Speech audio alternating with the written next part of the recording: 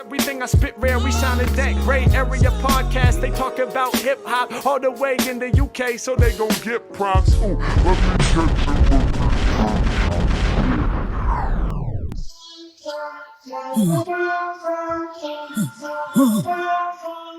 Hey, hey. I'm pegging that man at the back of the bus. Oh, one last thing.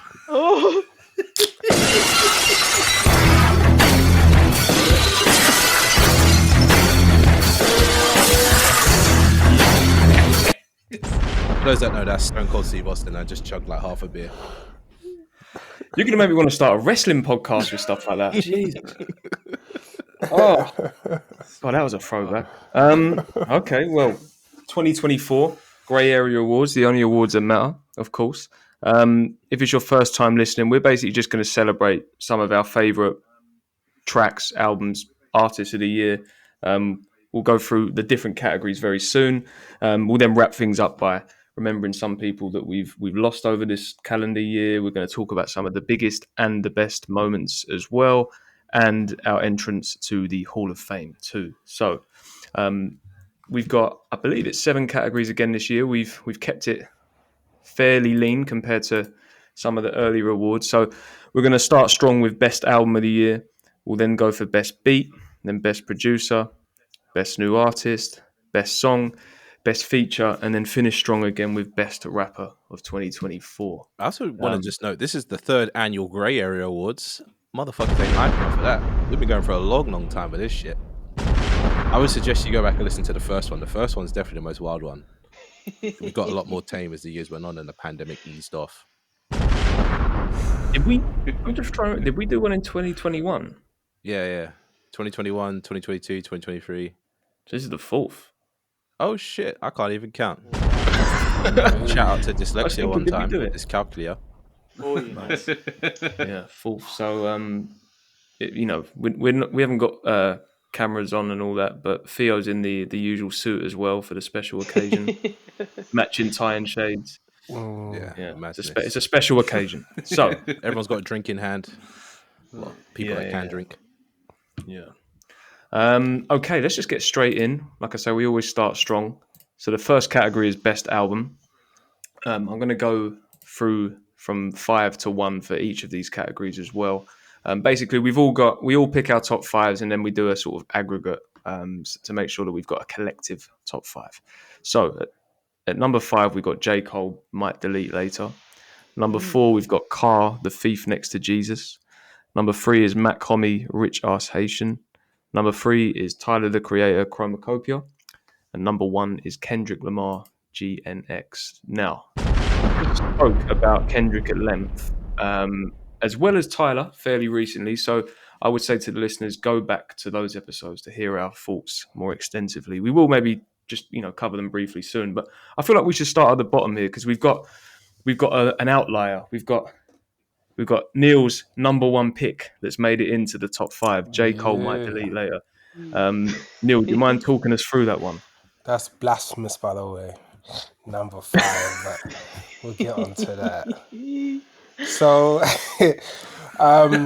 reason why I picked it, straight away, high replay value, lyrics on there. I think it's different from J. Cole's previous albums in terms of just kind of the concept and the feel for it. Very similar in terms of how Kendrick dropped his GNX.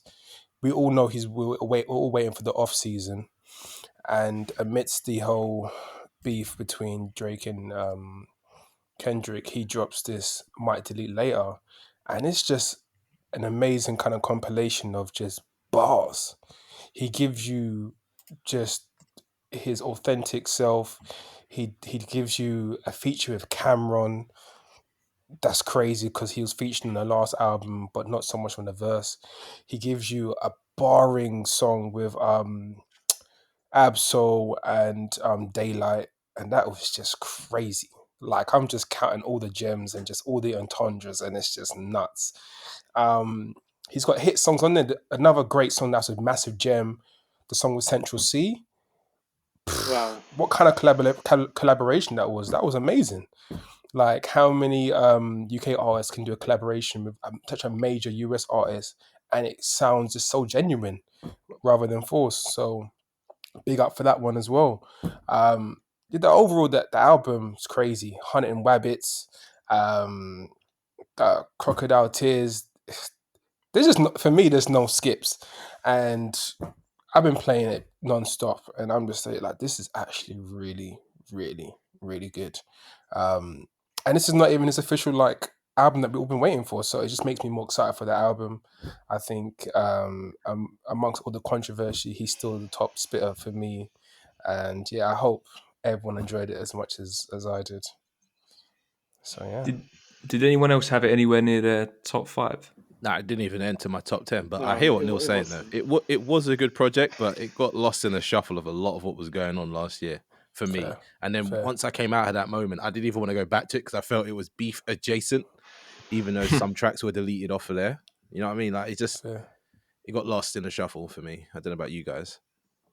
I feel like I treat it like it's a compilation. Like it's interesting you use that word, Neil, because it doesn't it doesn't even feel like a mixtape, does it? Or an album from like the Cole perspective. So I don't know. For me, Mm, it doesn't feel. It almost doesn't even feel like a canon release. Like we know it's this side track between the off season and the fall off. So I don't know. Something in me is not cemented. Like this is one of Cole's best projects, but I definitely think he's in his prime right now, and mm. I'm definitely impressed. I loved it as well. Once you joined the podcast, I started listening to it, and it was amazing. How about you, Phil? Yeah, no. To be honest, it actually should be on my top 10.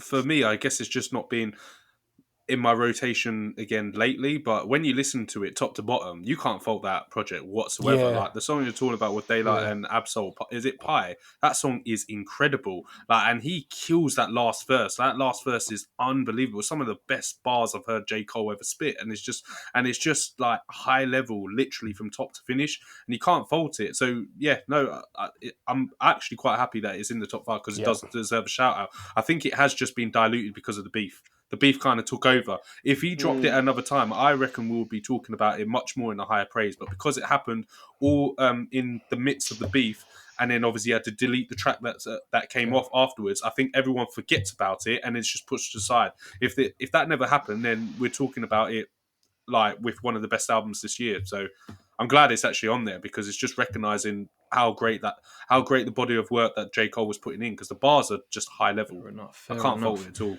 Okay, well, another pick that, I say another. That was like I say, that was an outlier. There were a couple of other picks on there that were more, um, consistent across the board. It would be good to talk a little bit about Matt Commy's album because although we did cover it when it came out, and I believe it featured highly in the mid years, there's been some time now. So, does anyone want to talk about why that one has stuck around?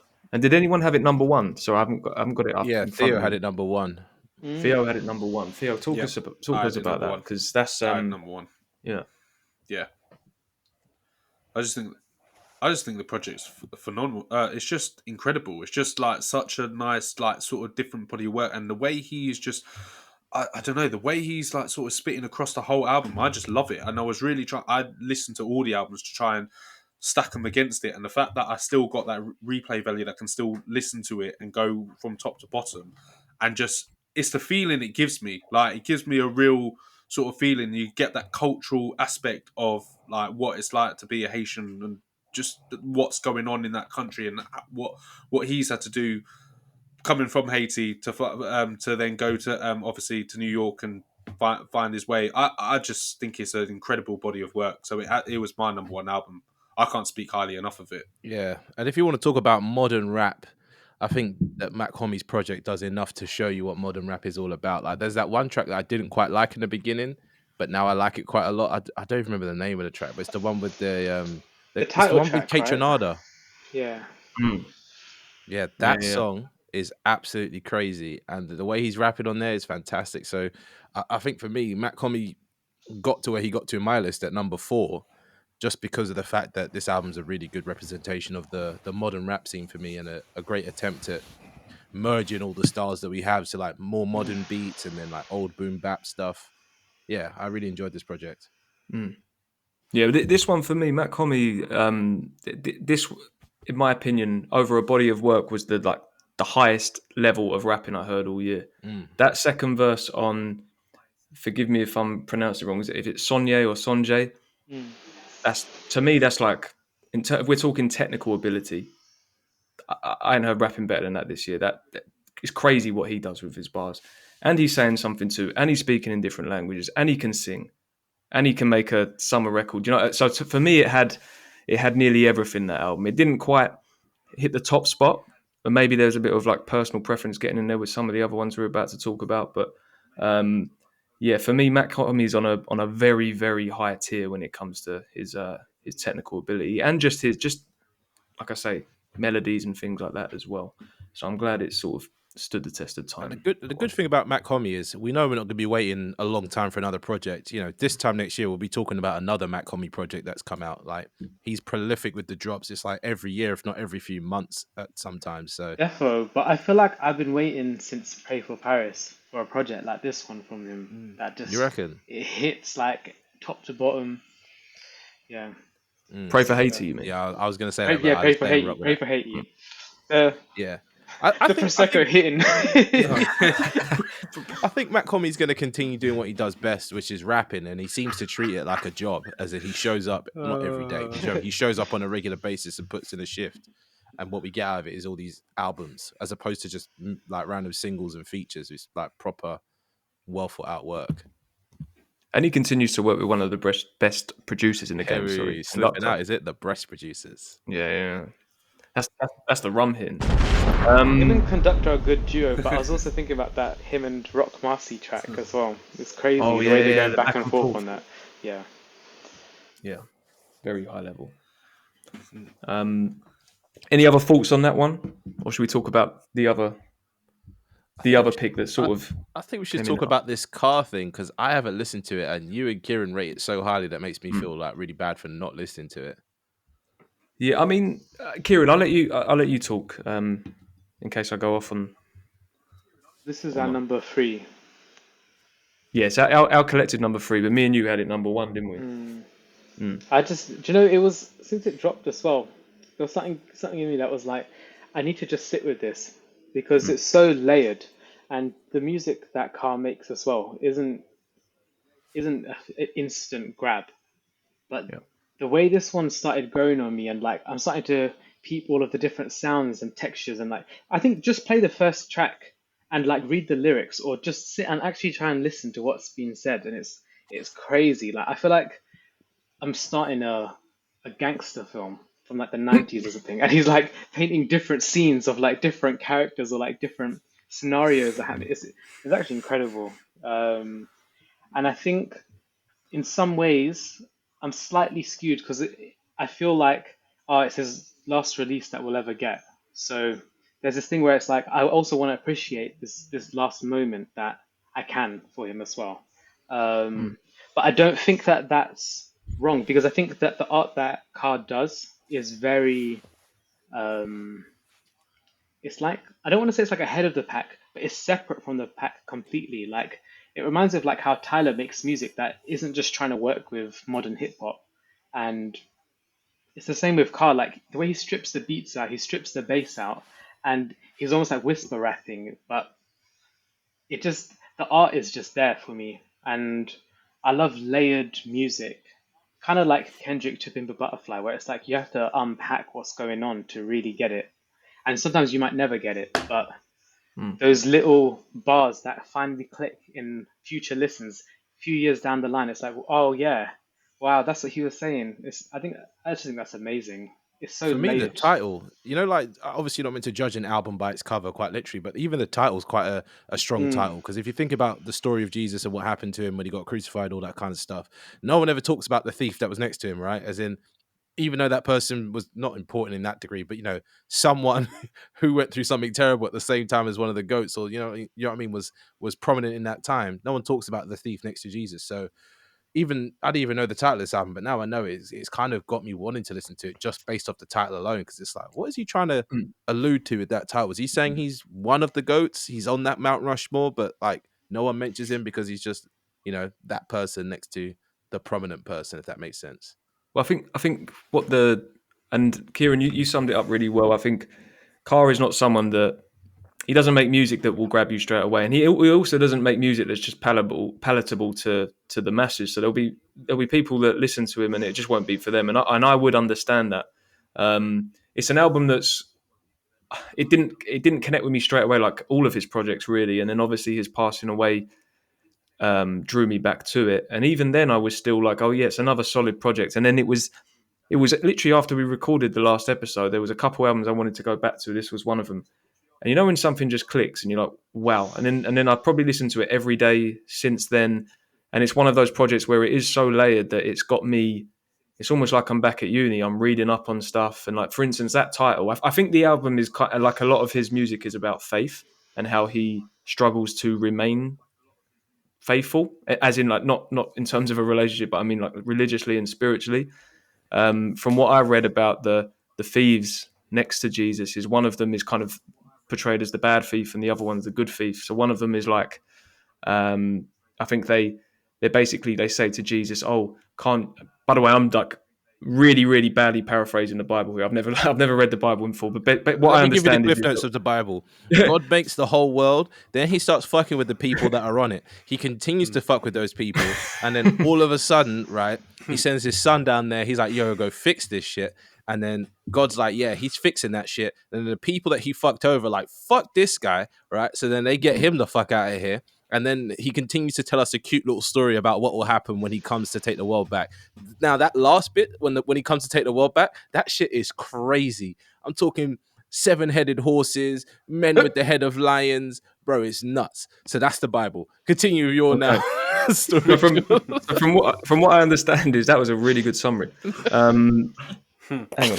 Bro, my dog is like choking underneath me. What's he doing? Anyway, yeah, so one thief is like, basically, oh, you're Jesus, you're the Messiah, get us out of here. And the other one's like, nah, we deserve to be here, but Jesus, you should be free because you're the Messiah. That's like the kind of what their sort of outlooks are. And Carr, I think, is kind of talking to that in the album, but almost like kind of scrutinizing both of those outlooks. And for me, it reminds me of things like what Kendrick said about faith in one man is faith in one man is a ship sinker and all that. But we're going off on tangents here. But basically, I guess with Carr, for me, like his writing, it's a bit like Billy Wood's, where we sometimes say that word poet, which is a little bit cliche. For me, they're like modern day philosophers. They don't just, they say things that either articulate thoughts I've had that I've not been able to articulate myself, or they change my perspective on stuff, and they get me reading and they get me like going deep into things. And that's what this album's done for me. It's like the way in which he talks about religion and spirituality and then connects it to history, but also the present day and like his experience as a black man, but just like the general African-American experience, the way he like weaves it all together.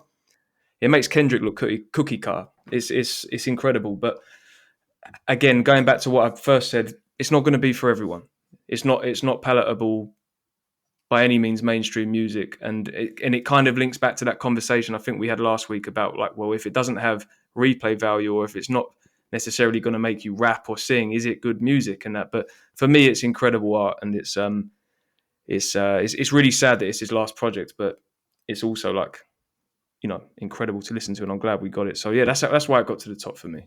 I would argue as well, right? If you're here listening to a music podcast and we're here talking about music on a deeper level, a project that has that much kind of depth and layers to it, you should at least give it one listen. Because even if you don't appreciate it, at least you can say you tried. Do you know what I mean? It's like if you're into films, you have to watch those films that sometimes might not be your cup of tea, but you can appreciate like the cinematography or the writing or the whatever, the costume design. You know, I think this is one of those projects where I think once I listen to it, I might have something to say about it in the new year once I've listened to it. But for now, in the awards, it got to number 3, which is a good place to be, because, you know, there's technically now 50, well, not 50, but, you know, 45 other projects on our lists that didn't make it this far. So, yeah. Are we even going to bother to discuss our number 2 and number 1 picks? I don't Lil think was we gonna really say need something to. though. Sorry, I was quickly. Why was it his last project? He's dead. Passed away. Dad. Yeah. No Oh. known causes, but when you listen to the album, it reminds you of like how Tupac was prophesizing. He's saying stuff like in every single track about like, oh, when I go, or like I'll only die because of this, and it's like it's just crazy. Like I don't Jeez. know what happened, but Okay. Yeah, and he wasn't that yeah. old either. He was like 52 or something, 53. Like, Yeah. I say young in quotes, but you shouldn't be dying at them ages there. It's wild. Yeah. He's got a really interesting story in that he's kind of been around since maybe the early mid-90s and was in a rap group and then left because he felt like he wasn't as good as the others, and then kind of gradually made his way back as a solo artist towards the end of the 2000s, ended up on a Jizza album, and then became this like underground elusive legend, and has just continued to release projects and collaborate with people like Rock Marciano and that since then.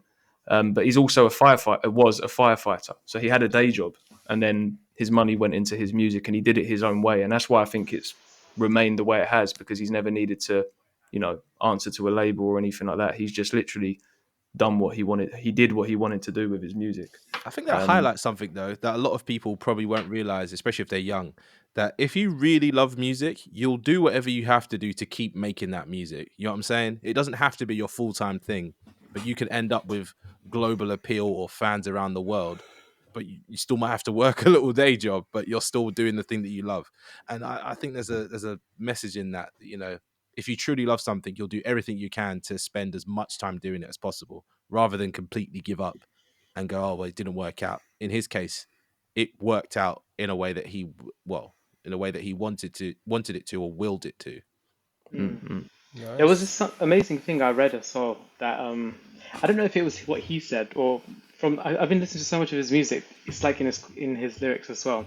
Like he went from taking lives from being a gangster and a drug dealer to saving lives as a firefighter, which is quite a crazy transition to have. And I that's what I like about the music. He doesn't glorify what he's done, but he's like his music is quite depressing in a lot of ways because it's like he's actually facing up to a lot of what he did in the past. It's quite amazing. Yeah, it's almost confessional.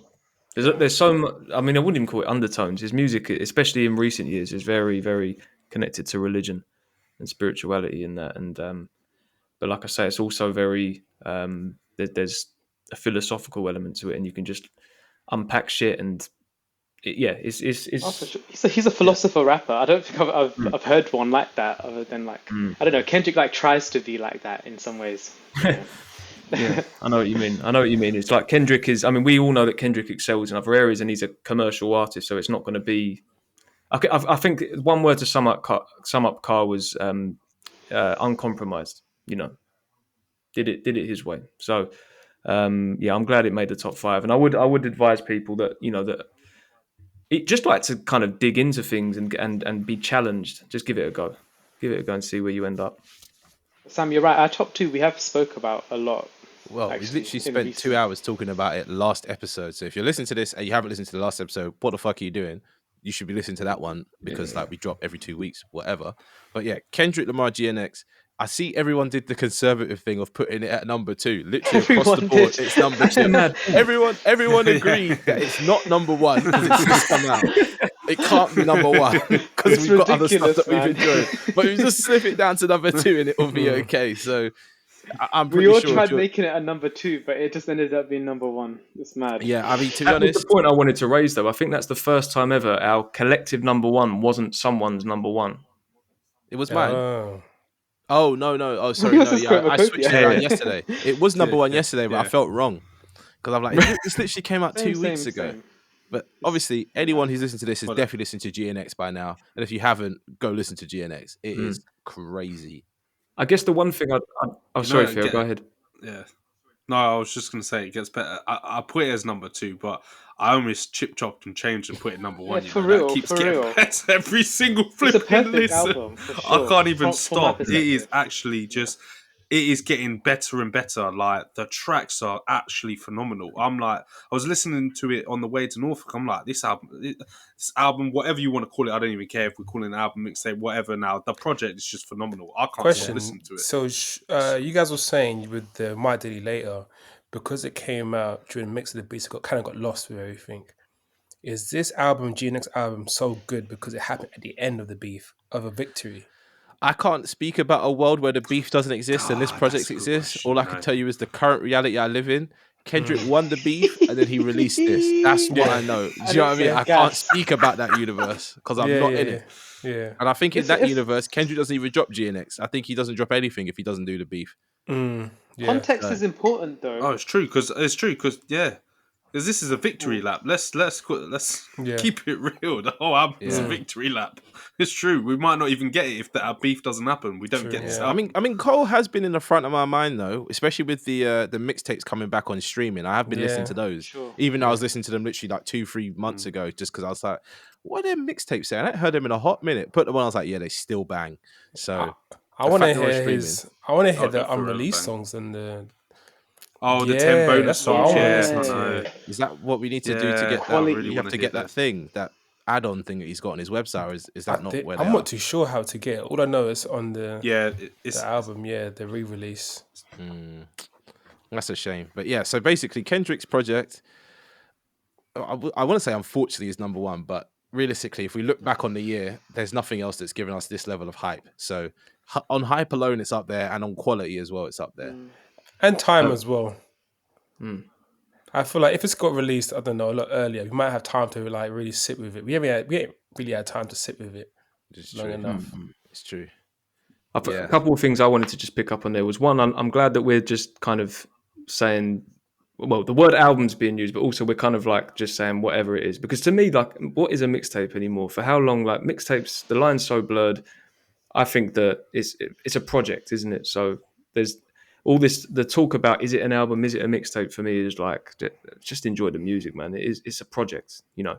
The other thing for me is it's the other end of the spectrum to Car, whereas Car is a challenge and is extremely layered.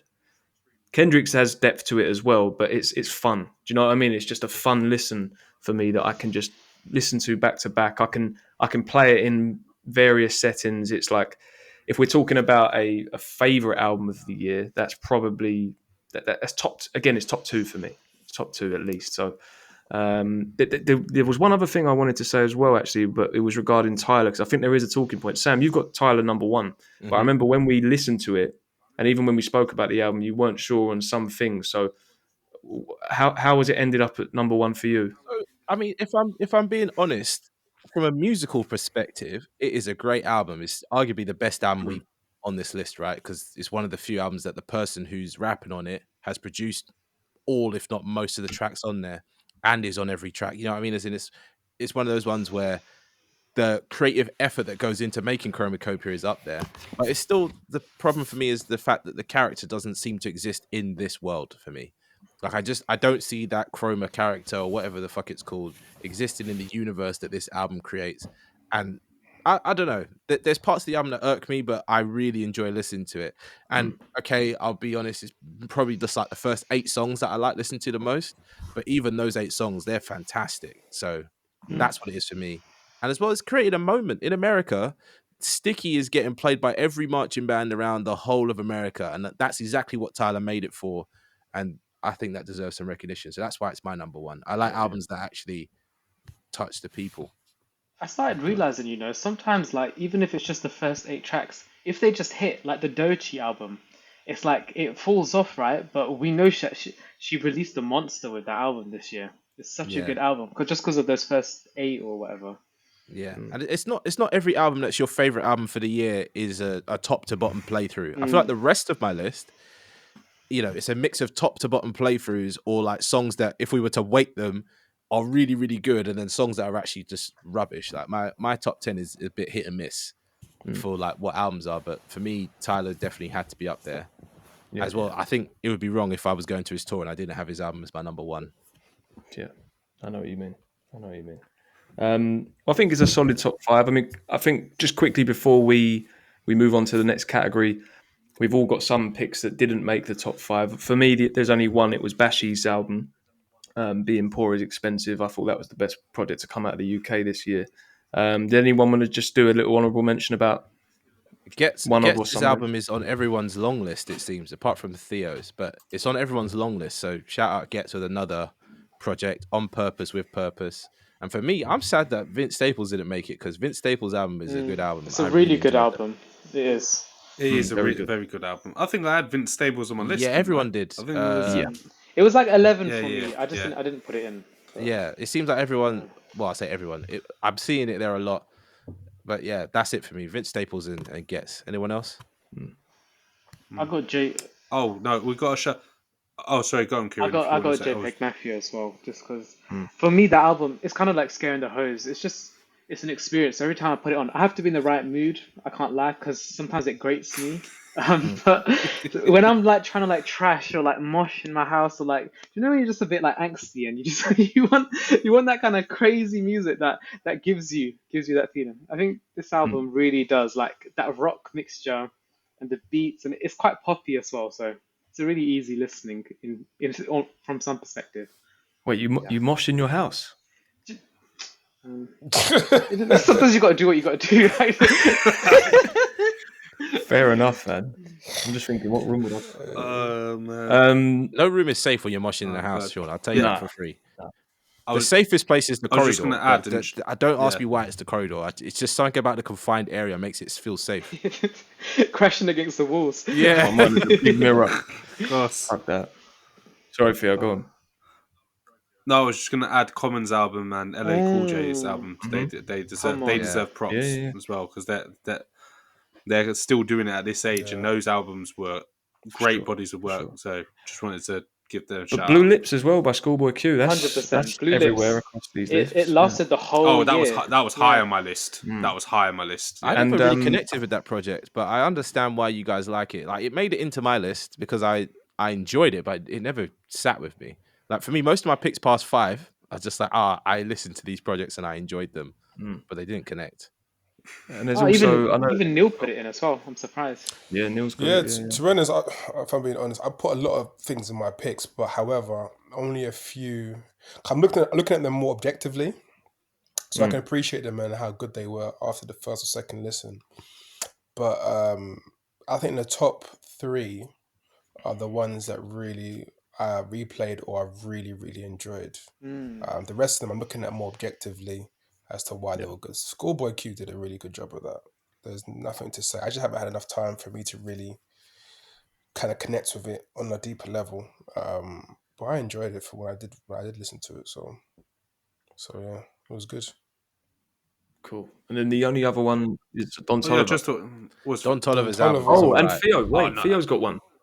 yeah. Shout out Freddie, Freddie yeah. Gibbs. Yes. Man. That's That one what. was hard. Jeez, man. Yes. Hey, Yeah, he yeah. went top to 100%. bottom. I'm sorry He that snapped on that he album. went Shout, off, yeah. man. I would have put him higher if I had Just- more time to just- listen to it. Yeah, Okay. And he had such a good year. yeah. He was that album was amazing. With Yeah, that big time. back to me verse, it's a lot. I also want to mention Absol's album as well. I feel like we spoke about this No, last definitely. episode, but that project was really good. I Yeah. just haven't had a chance to listen to it more than, I want to say 1.5 times. And the half a time was because I had to do something, so I stopped playing it. But it's a good project. Yeah, return to form. So the next category is best beat, and I'm going to be honest. I almost messaged you all earlier and was like, "Can we sack this off?" Because it's so subjective, and it was so hard to put together. This year more than ever, it was so hard to put together a top 5. So I don't really think this list is maybe reflective of like a consensus. I think it's a bit messier, but we can maybe just. I'm going to read out the top 5, and then we can just sort of I don't know throw in other stuff as well. I'm looking at our nominations, and it's like no one's really got the same picks. Like the few Not at picks all. that are the same, No one they're does. like bottom tier picks. You know what I mean? Like it's like 4. Everyone's agreeing on what's 4 and 5, but no one agrees on what 1, 2, and 3 is. Mate, Do you know what I mean? I struggled. I can only pick one, honestly. I struggled. I like the one And I you listened picked. to all the different. It was a good one. No, Yeah, yeah, sorry. yeah. I listened to everyone's beats. Sure, read out the list because the I beat think had this number category one is a mess, and maybe fire. next year we need to be a bit more on the ball with this category because we let ourselves down. I thought to myself, maybe we need to do a monthly reminder at the end of every month, just like go These to are the best the beats. spreadsheet, because we're going to do a release recap, and then we'll just pop stuff in, and then when it comes to the end of the year, you know, chop and change whatever. But Tried anyway, that, man. It didn't work. it's hard. It's hard. We've all got lives in it. So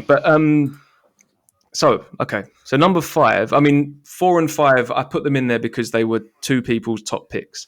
So we've got Future and Metro Boomin, Like That, which was produced by Metro Boomin. We've also got Vultures, so Kanye West and Ty Dolla $ign, Burn. There's quite a few producers that I'm not going to name. Future and Metro Boomin again at number 3 with Everyday Hustle. That came up in a couple of lists. And again, produced by Metro Boomin. Number 2, Schoolboy Q, Thank God For Me. Again, a few producers, so look that one up if you're interested. That one again ended up in 3 lists, so that's why it's just bumped up to 2. And then number 1, JPEG Mafia, I'll Be Right There, which again was only picked by 2 people, but I think it was me and Kieran, we had it. Well, I think I had it at the top, and then Kieran maybe had it as his number 5. So that's come in as number 1 for us. But again, it's 3 people didn't even have it in there. But 3 people haven't even heard that beat. Do you know what I mean? No, I've heard that beat. It just wasn't in my top 5. I'm gonna keep it real. I listened to all those beats. Yeah, it's a good beat. Don't get me wrong, but it wasn't entering my top 5, man. My number 1 beat was my number 1 beat. That's all I was saying. I was surprised. I know what I'm doing. I'm listening to you. I'm just taking it all seriously. Like I'm like, well, damn, you've got a point. Well, I was personally surprised. And Kieran should tell us why it's number 1 because I have nothing to add to this. I put it number 4. Yeah, Kieran had it. It wasn't number 1 for me. Yeah, I mean, I had it near the top, but that's because I personally think I don't want to say his nickname anymore after that song that's just come out, so I'm going to say the full name. Oh no. I'm pegging that man at the back of the bus. There we go. That has thrown me way off. Where am I going?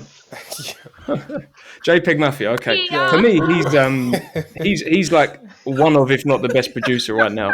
The way he flips samples, the creativity, he's one of a kind.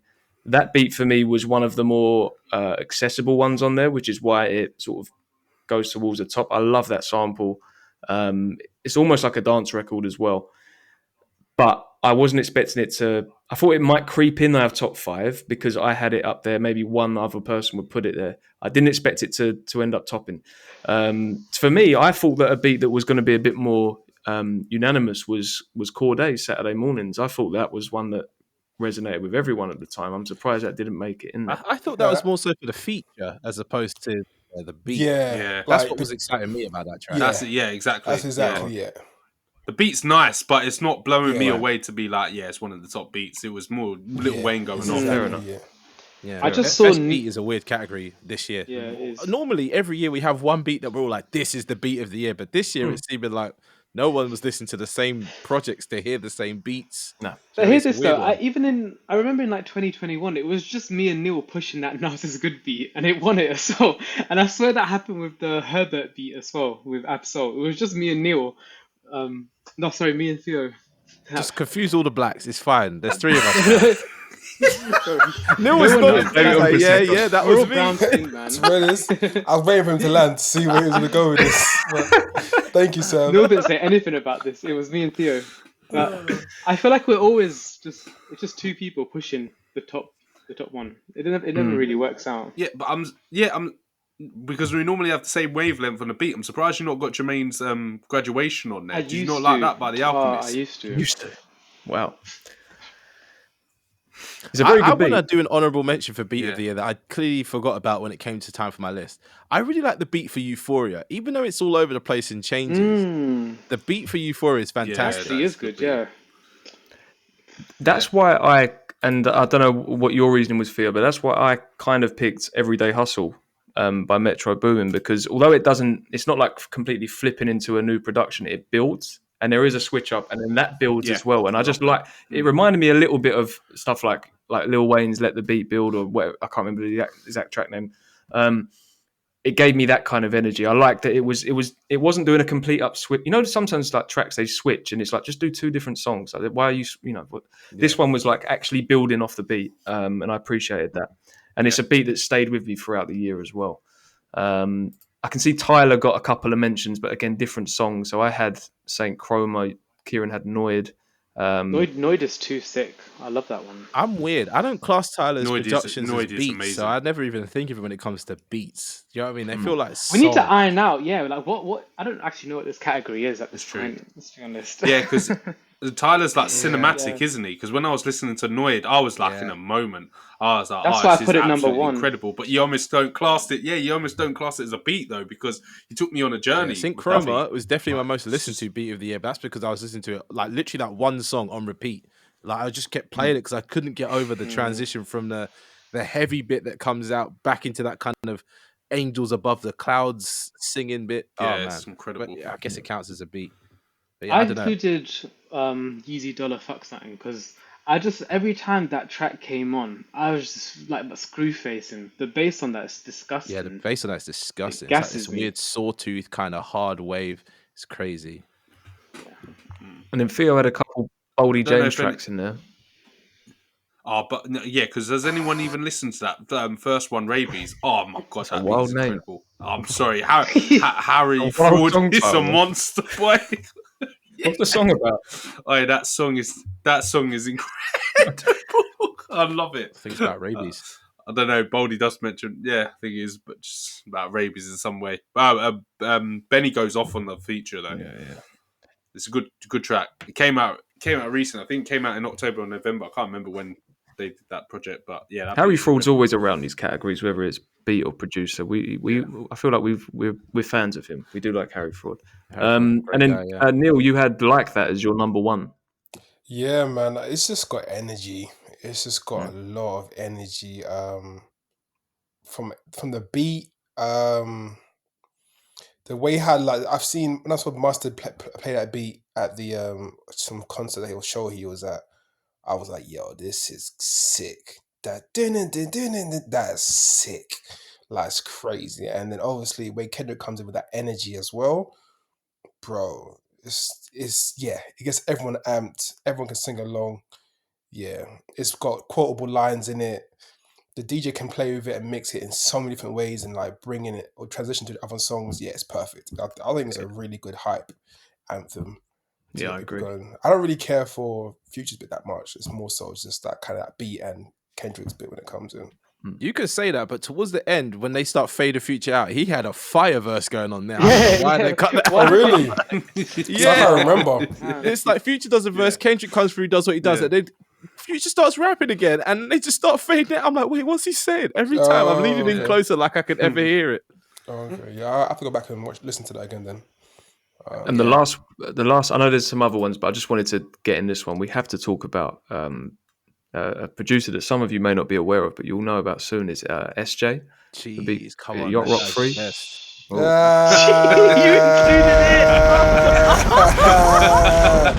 I didn't even Yo.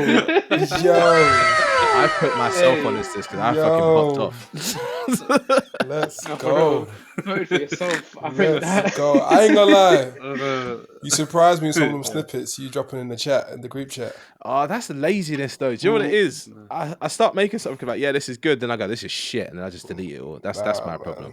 But yeah, beat of the year that you guys might never hear is on a track that we all did called Yacht Rock 3. Yeah, man. Everyone has a verse and everyone's verse is actually really good. But I don't know, maybe we'll drop it as a Christmas present. We'll see if we can get everyone's approval from their labels. We'll see. Okay, let's segue into best producer. So now, wait, I've just fucked up the list. Here we go. Right. Okay. So I didn't even vote for this one. This one messed me up. This one messed me up because the best beat one messed me up as well. So I was stuck on this one as well. So. Well, only 3 people voted for this category. This You know what it was, yeah? The second I realised what this category was, I had to vote for myself. It's only correct. When you run for president, you got that one you in don't there. vote for the opposition, you vote for yourself. Yeah. it's fair enough. So yeah, I mean, SJ wins. That's that. But Over the 9,000. the next five. We'll call it the next five. So starting from number 5, we've got Conductor. It's a shared one really. We've got Conductor Williams and Pete Rock, kind of creeping at sort of 5 and 4. Number What 3, we Conductor got. beats are you guys referencing? Because I don't think I've heard enough Conductor this year to make an assessment for this. Well, album. we'll get to that. Just been making project. fire He's dropping a beats, lot. man. The Boldy projects are incredible. Flying Matt Trapeze, Comey album come on, Yeah, man. yeah. as well. That beat is yeah, yeah, fire. we'll get some of that. All right, fair enough. I haven't heard as much of him as I heard the year before, so that's why I said. If anything, I thought he's quite low, Conductor. I thought you were wanting to see him higher. Well, Some He's people your didn't number vote. one, That's isn't the it? problem. Some Oh, no, people he's didn't number vote. we've got Honestly, Tyler the Creator at number 3, JPEG Mafia number 2, and no surprises again, The Alchemist at number 1. So This is a conspiracy, like how Drake ends up on my Wrapped every year. Because why is Alchemist number 1? I mean, again, but I'm baffled. the thing with The Alchemist is, let's have a look. Who voted for who? So the thing with The Alchemist is I think I had the Alchemist top. It's quality and quantity, right? He just does not stop dropping, and he doesn't really miss. Like when was the last time you heard a bad Alchemist beat? If it's hard for him to make a bad you beat never because he's hear so bad. good at it. That's the problem, right? That's what I mean. He's It's like very- He has been on one this year as well. Like that Ferraris in the Rain is crazy. That beat, like, why didn't we vote for that beat in the previous category? That beat is it's true, you know. He skipped over the fact that he dropped a whole project and it was actually all right. yeah. Do you So, remember like, how he we was was all rapping kind of good. excited for that project? I'll go through some of the highlights that I noted throughout the year. So he did like half of Benny's album, Everybody Can't Go. He did the joint EP with Hit Boy. He did Lost Times on Blue beats on Lips. that He did fire. a few tracks on Marcyology, the Rock Marcy project. Another project called Heads I Win, Tails You Lose. He did Meet the Grahams. Black and White's the Hit Boy. Who else is on there? His dad. Oh, Big big hit, hit, yeah. big hit. The beats on that are fire, did- man. The beats. He did are beats incredible. on Action Bronson's album. He did 10 Pints, Together Forever, the Big Sean track, Ruby Rosary, the ASAP Rocky and J. Cole song, his project, The Genuine Articulate, Ferraris in the Rain as mentioned, and he's not even done this year. He's got an album coming out with Oh yes, Rock he's Marcy. number So, one. No, to be he's fair, number now one. you mention it, too much quality. There's no argument. Action He's number Bronson's one. album He's was number really one. good, man. and the beats on there were really good. And I forget that they're always gonna be Alchemist because they're in it like that. Yeah. So You know what? So- I'd Alchemist put deserves it Tyler yet number again. 1 because it's also how Tyler uses features, though. I feel like the way he used that Lil Wayne 8-bar, the Glorilla one. It's just, I don't know. I just think Tyler he went to a new level with his production this year, so that's why I put him above Alchemist. Wait, Kieran, I don't mean to. I don't want to do this, but I'm seeing JPEG Mafia as your number 1. The vision's blurry. Listen, like you made that great. It's like it's not looking visible. That's not looking visible. I like that you gave Tyler love, but I was like, I was like, "Where's this I don't going? remember. I don't want to do this." I was thinking, "What's going on?" It's like, I see JPEG I put Mafia. Peggy number 1 because that you listen to the beats. Listen to what he did on Sin Mado. It's crazy. yeah. No, I'm with you. I also had put Peggy I had one. JPEG. Had I had to. JPEG as number 1 as well for the Had to. reasons Why is I he said not earlier. number 1 overall? I'm not mad at Alchemist because of the volume, but for me, this like what JPEG Mafia is doing is kind of. I've not really heard anyone do it before, and I always hold that up in high esteem when someone's doing something that's very unique and sort of groundbreaking. I feel like this is the second year in a row that Alchemist has won Producer of the Year, if not like the third time he's won it, possibly. Possibly. I think he's been in the top 5 every single year as well. Yeah.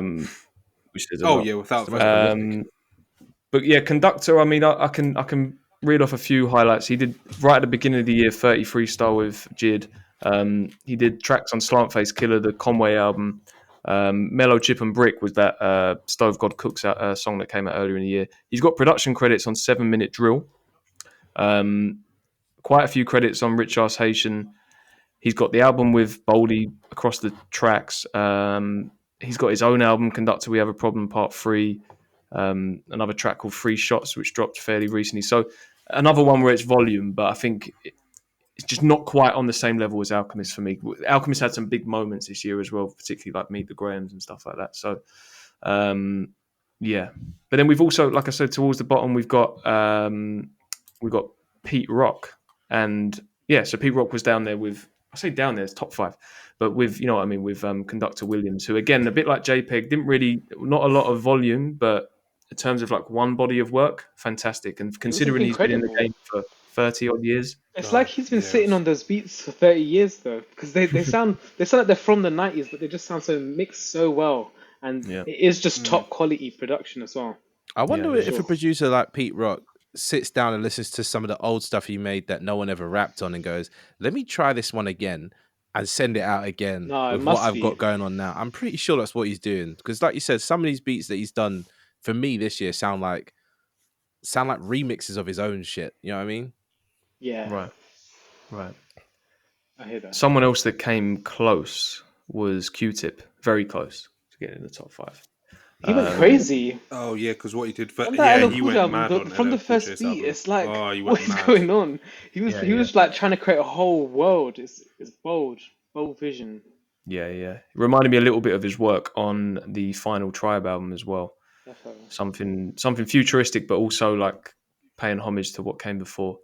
And another one was Nicholas Craven. I think me and Theo had him like just outside our top 5s. That's a personal favorite for me. He's some of like the Boldy album that came out at the beginning of the year. Penalty of Leadership. Oh, it's fantastic. Amazing. And then Red Roses on the Navy Blue album as well. Some of my favorite beats this year. Any others at all? Any other like honorable mentions? DJ Mustard. Beckon. You have to say Beckon DJ is Mustard. my producer of the year, Yeah, man. you had to Come put on. Mustard there. He's got You couldn't the not say bangers of the Mustard. year. It's crazy what he's done. Yeah. And Metro to an extent, I'd say Metro's Definitely. really up there. I think Metro's, there's something generic about him still, but he definitely pushed himself for these 2 albums. I'll repeat it again for those who didn't hear. Mine's Beckon. Oh no, not him again. Oh my! But you don't know this, but Beckon is a ghost producer on a lot of Kendrick projects. He's not a real person. He's just a ghost producer. Like, is he even a human? Yeah, Beckon is a producer. It's not real. Oh, is he AI or something? I don't see know. his name He on pops up everything. every now and again on Kendrick projects, and yeah. Anyway, Okay. Yeah. sorry. I just wanted to quickly shout out from the UK Toddler T, who did a lot of production on Bashy's album as well. I thought he was a radio DJ. I did not realize he made beats. Yeah, I mean, I knew he did production, but not on that level. I'm not saying it's like the top tier stuff, but I didn't realize he could do that. So Yeah, he made songs. Did he do a hit song with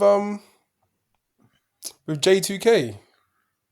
Yeah, I know. Well, no, I can't remember that, but I do know that he's made he's produced records. But I guess it was just the style of production, and there was quite a bit of range, I thought, on the Bashy album too as well. That's what surprised me with that one. But yeah, he's definitely got records. Yeah. The production is actually what's interesting, because Bashy doesn't really switch up. He's spitting hard, but he doesn't really switch up that much. The production does, though. Yeah, for sure. Yeah, I know what you mean. I agree. So yeah, that's best producer this year. I'm not gonna lie, but before we move on, I just looked at the next award and we've been farcical, the next award is a mess. The next category is a bit of a mess. Wait, is that our fault though? No, I think it is and it isn't, right? As in, because we've kind of all informally agreed that one of these artists isn't a hip hop artist. The other person we can't confirm if they're real, and then the other person is definitely real, definitely a hip hop artist, but they're not new. Yeah. So I'm gonna go through it quickly, but I think there's good discussion to have with this category. There's definitely good discussion. So at number 5, or kind of like joint 4th/5th, we've got, is it Led by Her? Is that how you pronounce it? Her, yeah. I'm seeing it. Led by Her. Okay. And then we got Cash Cobain. And then at number 3, first controversial pick, 4Bats. Number 2, another semi-controversial pick for different reasons, Lou. And then number 1 is someone that was actually in our top 5 in 2021, that has made it here again, is Doechii. So, Who should we Let's start start from the with? bottom Where'd you because I want to start talk with about Led left? by Her. Okay. Led by Her is a female UK rapper. I think part of the alphabet people, whatever you want to call it. And she has dropped a great feature on a song called Going Sweet. And she also has a great song and video for a song called Leeches. I just think she's exciting. She's interesting. She's rapping in a bit of a different way. And yeah, I think next year she might drop some songs that break through into the mainstream. But for now, the streams are quite low, under 5,000, under 10,000. But I think she's dropping some great, like, just material, and she hits some good flows. I did put one of her songs on the monthly kind of playlist, but I'm not sure what month that would have been. It could have been June, could have been July, I don't know. But yeah, I've been loving Led by Her. She's fantastic, and she was my only vote other than four bats. Because I really appreciate this pick, though. I really appreciate this pick because I'll be honest with my one. With this year, especially, my best new artist one was purely objective.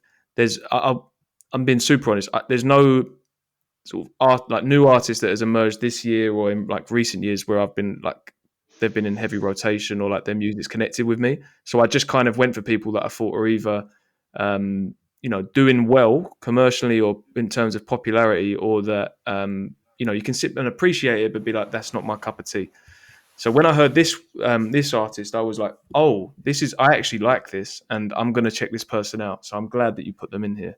Yeah, I'm always listening to new stuff, unfortunately, because I'm listening to so many different genres. I don't tend to come across new rappers very often, especially because we're in a big kind of drill vibe over here at the moment. I'm not really here for that. So, yeah. Well, is this music that things always get like put in boxes or titled? This style of music's being called bedroom drill or something like that. I saw that. Is this the thing? Yeah, so it's like a weird kind of like jazzy kind of poppy kind of vibe, but it's not, because it's definitely rap. But then it's also like made by people that definitely aren't on the roads, but are a bit scummy. Like they might steal from Tesco's, them type of people. So they're trapping in a different way. Well, It sounds a bit like Shy Girl as well. I was just playing it just to pre-peep it. It's a good little vibe, man. I suggest everyone who's listening to this go listen to Led by Her. Yeah, I like her. She's good. Yeah. So the next one is Cash Cobain. I kind of just explained it. For me, I've just seen Cash Cobain pop up throughout the year. I know he dropped his debut sort of major release this year. I quite liked what he did on the Big Sean album. I'm aware that there's the big record with Don Toliver as well. So I felt like Cash Cobain kind of had to be mentioned this year when it comes to he's also ushering in a new style of this like juke beat. Like, that beat that's like, you can't deny it. It's got that weird kind of like crash bang kind of feeling to it where you want to dance. Cash Cobain is like mastering that wave. Like basically how Attitude sounds is that style of beat, and he only raps on those types of beats. Yeah. Neil, did you want to say something about Cash Cobain there? Or?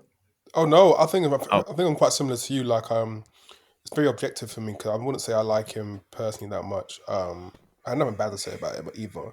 It's just, I just see him everywhere. It seems like he has massive success right now with his songs that's out. Yeah, I just feel like he's just everywhere. He's just doing what he needs to do, and people are gravitating towards him. Yeah. But he's definitely he's on this new trend or wave of music, and he's like one of the leaders of it, like Sam was saying. So yeah. Cool. And then number 3, we had 4 bats. I mean, singer for me, but I don't think there's any debate around that. I think this is just one of those. Every year something slips through, and in this case it was this, and I'm so sorry. But I feel like when 4 bats came out of nowhere, we all were like, "Oh, this sounds pretty cool," but then we didn't really ever like. I don't think I checked the project, if I'm honest. No one has. But I think we could all agree. We all thought he sounded like Brent Fias, and Brent Fias ain't a rapper. So why did we even get to it was the aesthetic for me. It was like singing these like kind of like angelic vocals, but he's got the ski mask on and like 30 guys behind him, and it's like, are you gonna? Is it because he looked hip hop? Is that why he got here? Maybe. I don't know what it was. I don't know what. But no, actually, my theory is that it was. I think I've said this before. I feel like there's a little bit of a vacuum and a drought when it comes to new artists at the moment. I think that losing, I know I'm going off a bit now, but losing like Pop Smoke, X, Juice WRLD, all these artists, I think that there's a bit of a vacuum. And I don't think there's a lot of new talent coming out there that's really like moving the needle or like creating new sounds and things like that. And at the beginning of this year, we were really like reaching for new talent. I think when we were, sort of starting to make our picks, and Four Bats was interesting. It was like both from like a musical, like aesthetic standpoint, but also like we had the conversation around industry plants. I mean, he kind of inspired a whole episode that we did. Yeah, So he did, yeah. Yeah, I think that's why. Talking of industry plants and not sure about artists, we have got to discuss this thing that Kieran brought across our table. What is Lou? What is? How does it work? I don't know, man. What do you mean you don't know? Why does she?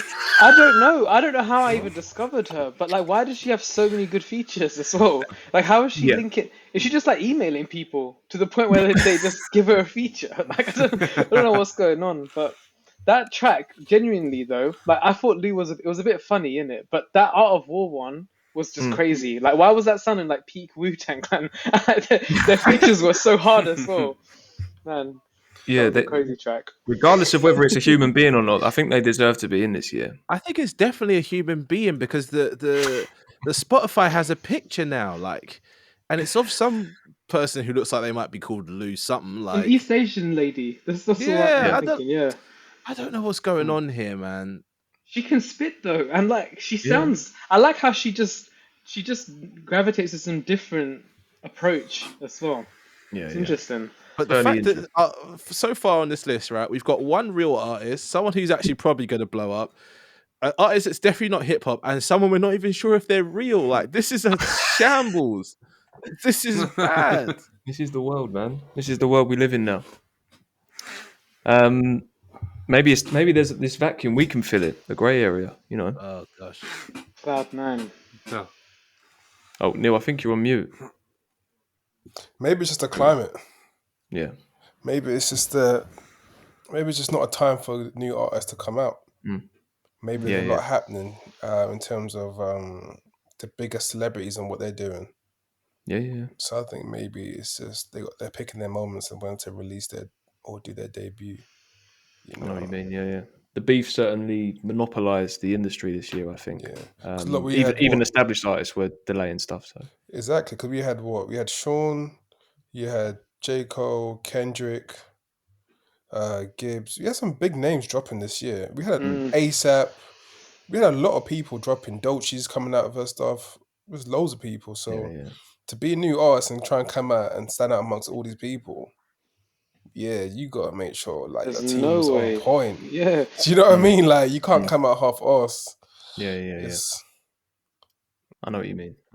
Well, speaking of Dolce, I mean, I think this should be a good time to talk about like what does a new artist mean, because I do.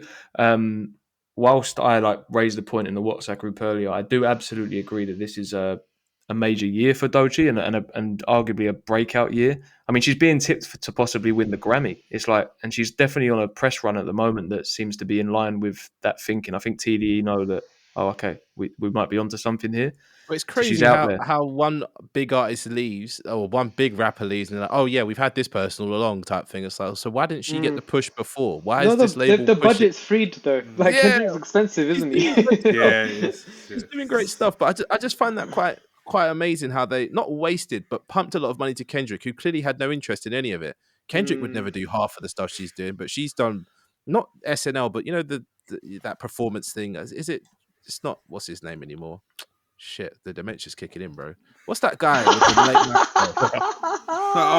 Is that what guy? Jimmy Fallon. Jimmy Fallon or something like One that. of the Jimmys. She's done a tiny desk. She's, like you said, Sean, she's gearing up for something, but I'm not sure. I'm not sure. I actually think it's intelligent from the label, because I don't know about anyone else. I feel like she signed either 2020 or 2021, and my introduction to Doechii was that feature on Isaiah Rashad's album, which for me was one of my features of the year that year. Yeah. I love that feature. But if you think about it, Kendrick releases first half of 2022, SZA drops at the end of the year. So they're obviously like, who else is going to flourish amongst that at TDE? And then last year, I feel like she was building. It was just kind of building to this moment, working on this project.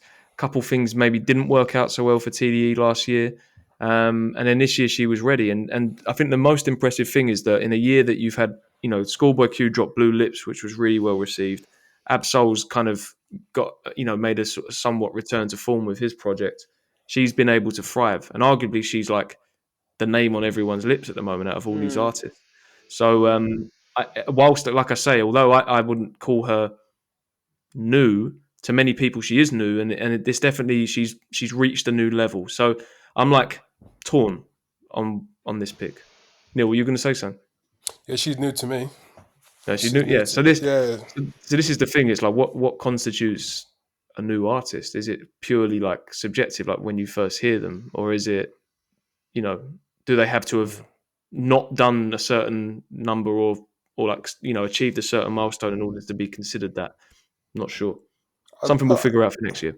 I think I can't talk for you guys, but I feel like for like some listeners, like myself, the artists need to be packaged or reach a certain threshold for them to see them. And I think she's past that threshold. I think she's getting pushed like you guys say with the budget. She's getting the money and the funding, so you're seeing her more on TV, on big talk shows, like Sam said. She's doing the Tiny Desk. She's doing a concert, the feature with Tyler. You know what I mean? She's having all these massive moments that getting all these plays as well. So her exposure's I think, just gone up 10 times as well. So I think I think that plays a part into it, because I'm seeing it everywhere. I've only listened to her album, I think maybe once.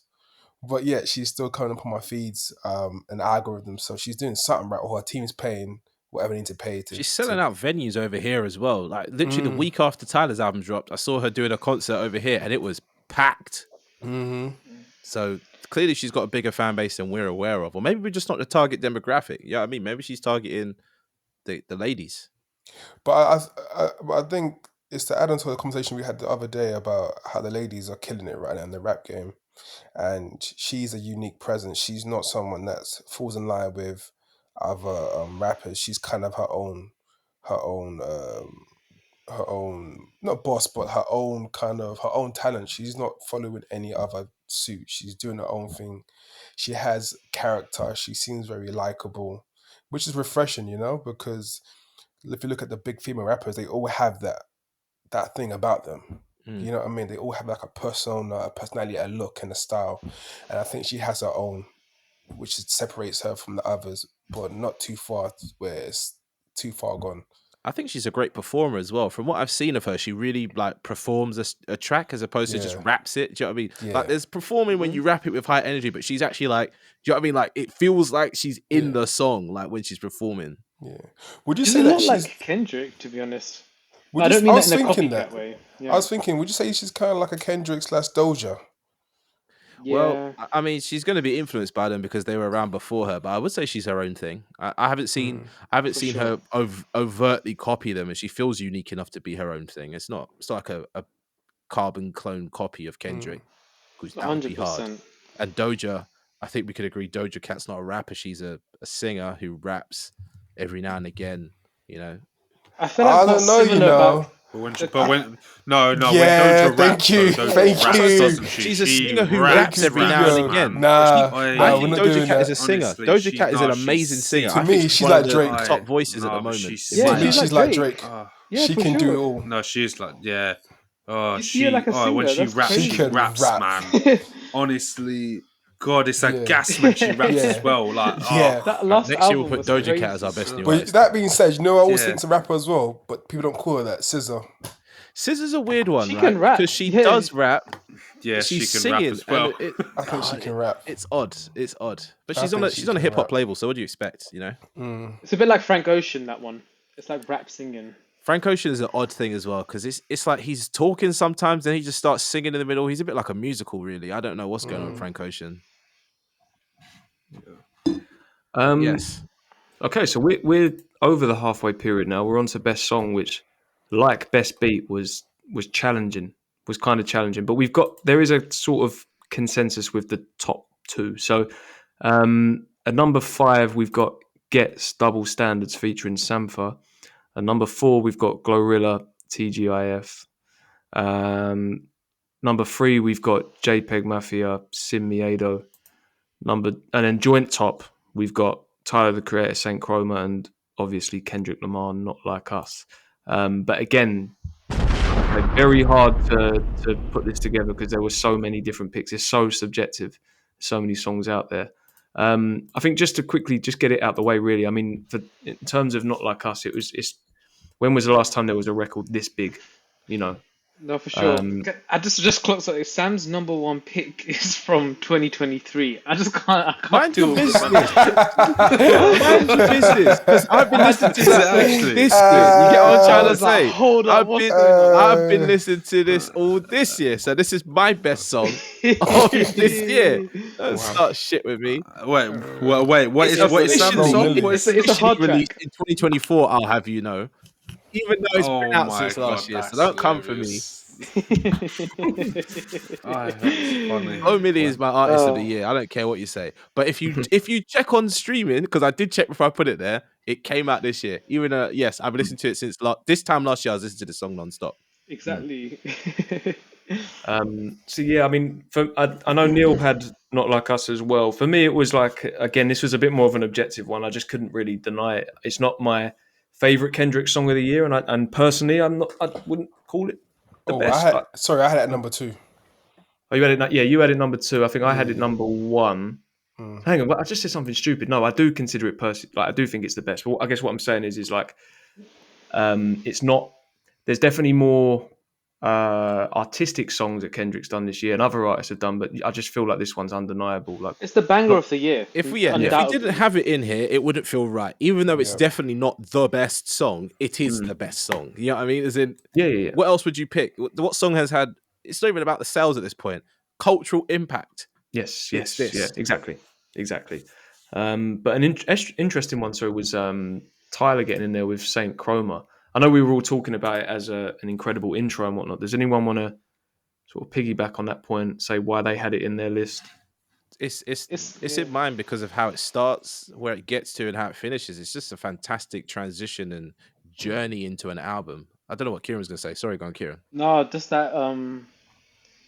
Can you feel the fight? Like that refrain that's been sung. I just think that's like transcendental. It's amazing. That's why I voted for it. Yeah, musically, it's an incredible track, and it sets the tone. And I feel like it can play in. Like, I think of it like a walkout song or something. Like if you're a boxer or MMA fighter, putting that on it, get you going. With that beat drop as well, that's in Ego's theme as well. So it's a lot. It's a lot of things I love about Tyler in that track. Yeah. It's very well composed. I think that's a good word to put it. It's like he's a composer as well, Tyler. Definitely, especially when you see him in the studio and that. But then Kieran and I had JPEG Mafia, Sin Miedo. I mean, that for me, that song, what you were talking about, moshing in your room, that track is that's. And the video as well. Yeah. Wild. Oh man, it's an amazing track. I love that one. When the guitar solo comes in, it's like, what am I listening to? It's like 3 songs in one, but at the same time, it never feels like they've done transitions to another song. Kind of like Saint Chroma does. Like in this one, it's like you're still listening to the Miedo, but he's put you in a different genre world in a way. It's so sick. I'm glad you guys put that in there. I just remember that song actually now. That the guitar bit was freaking phenomenal. Yeah. That's took me to another place. That reminded me of like certain guitars, like like Dirty Diana with the guitar. Yeah, or, like certain Prince tracks as well. Yeah, that just kind of just takes it to another level. I'd love to know if JPEG Mafia has ADHD or something. No, he that's kind of like, it's like I've got these 3 ideas and I can't like go with one, so let me just mesh it all. But it works because of the way he, like I say, the way he flips samples and his drums and like the way he incorporates guitar. Incredible. That song he has PTSD from being a war veteran, right? So I feel like does he? That's yeah. Oh, I didn't know he went that from deep. The Iraq War or Afghanistan War. So I knew he served. I didn't know that he went like. I didn't know it was that. Yeah. Wow. Okay. Yeah, he's another one. Very interesting story and makes the music make a bit more sense when you read into him. And then we've got Glorilla. Thank God it's Friday. TGIF, who wants to talk about that one? That song is crazy. That song I've played every day ever since it came out on a Friday just to get me in the right mood after work. Oh my God, I can't explain. That song is laced with crack. It is addictive. Neil, you have to talk about this a little bit because I know you love this song too. No, you know what? I love the song. I don't love it as much as maybe you or other people, but I love the vibe. I love what it does. I love what it makes people do. I like the hype around it. Yeah, it's just an anthem for the ladies to get behind. Like we had, as guys, we had quite a few anthems growing up that we would get hype on. But this one, the ladies can really get hype on it. It's just nice to see them have their moment, and then when they're girls or their whatever family, and they're just talking their shit and just flexing their chests, whatever. So yeah, it's cool, man. It's a moment for the ladies and for guys too, but mainly the ladies. But I think it's still a great song. This is not my favorite one, but yeah, I like it. I think it was sick. I think one thing that I have to highlight, if we're going to highlight Glorilla here, is that I think Sean was trying to get us onto her maybe last year or the year before. Sean quite liked Glorilla a couple years back. But one thing she's really doubled down on that's been fantastic this year is the ad-libs. And we've got an episode about ad-libs that we released earlier this year. But my gosh, she is right now the owner of all the ad-libs that I'm getting gassed off. She's got this one that she goes, ugh, and then she just goes like, Glow. She's really good at ad-libs. Glorilla was in my top 5 last year, but it was like a Cash Cobain pick for me this year, where it was, it's not something that's going to be in rotation for me, but you just see it in someone, you're like, she was already on her way at that point, but she didn't have any hits just yet by then. She had a lot of features. She was on Denzel Curry's. No, that was Rico Nasty. Sorry, carry on. No, you're right. Yeah, Rico. Yeah, I think I could see it coming. I thought a big year was coming for her at some point, and I guess that's been this year. I think this is the start of a big thing for her. I feel like she's about to really take off next year. Yeah, possibly. Yeah, and then and do you know what? Actually, that's made me want to retract something when I'm talking about this vacuum. It's the women that are that are pushing. Edit the fuck out of that. There we go.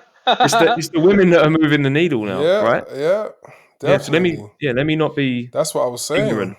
I tell you what, I went to the O2 on the day that Meg Thee Stallion was performing. Right, I wasn't seeing Meg Thee Stallion. I was just there on personal business, and the way that the fans were there 4 hours early outside dancing together is a vibe that you would never get at a man's rap concert. Everyone's trying to act all hard, act all cool, whatever. But like Meg Thee Stallion fans, they gathered beforehand, they warmed up, they caught a vibe. And from what I understood in there, they were moving crazy. Do you know what I mean? Like from the top to the bottom, they were moving crazy. So I think the women are definitely running things because their music's fun. No one wants to be serious anymore. We're done with being serious. We want to just dance and have fun, and the women are not ashamed to do that. Sam. I think that's it. I think women are not afraid to have fun. I think not as much as men are. I think no matter who the artist is, when they really like an artist, they will show out and do their best. You know what I'm saying? Like if you look at even the extremes, look at Taylor Swift, look at Beyonce, they get dressed up, wearing all these same outfits, and they're all like on the streets just singing along and just singing songs in the queues and stuff and going crazy. Like they go really hard for their artists, and when it comes to the merch, so yeah. The only vibe I can say that was like that was when me and Kieran went to see J. Cole well over 14 years ago. The vibe from, outside to inside to back outside on the way home was top tier, but it was nowhere near what the girls have got going on at the moment. Yeah. And I think the difference, like, I just want to clarify as well, there's been female hip hop artists that have, moved the needle, as I keep saying, whether it's, Nicki to Missy to Lauryn Hill to, Queen Latifah, MC, like whatever. But I guess now it feels like that there's a lot more female artists flourishing, and I think that a lot of the mainstream male artists just aren't doing enough. Like I feel like I've seen clips and I've read things, and I'm just getting this feeling that a lot of these artists they're not good performers.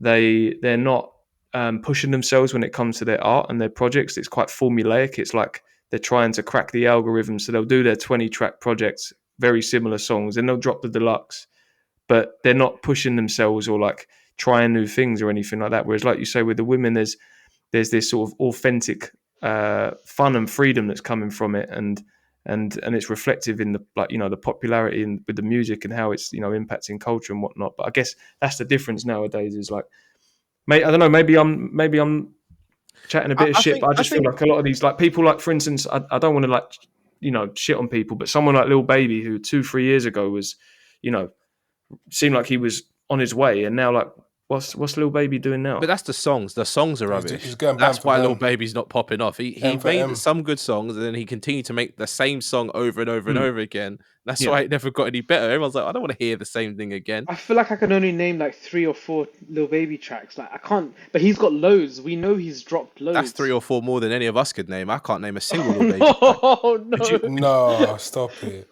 But am I making sense though? Like, That's disrespectful. Why?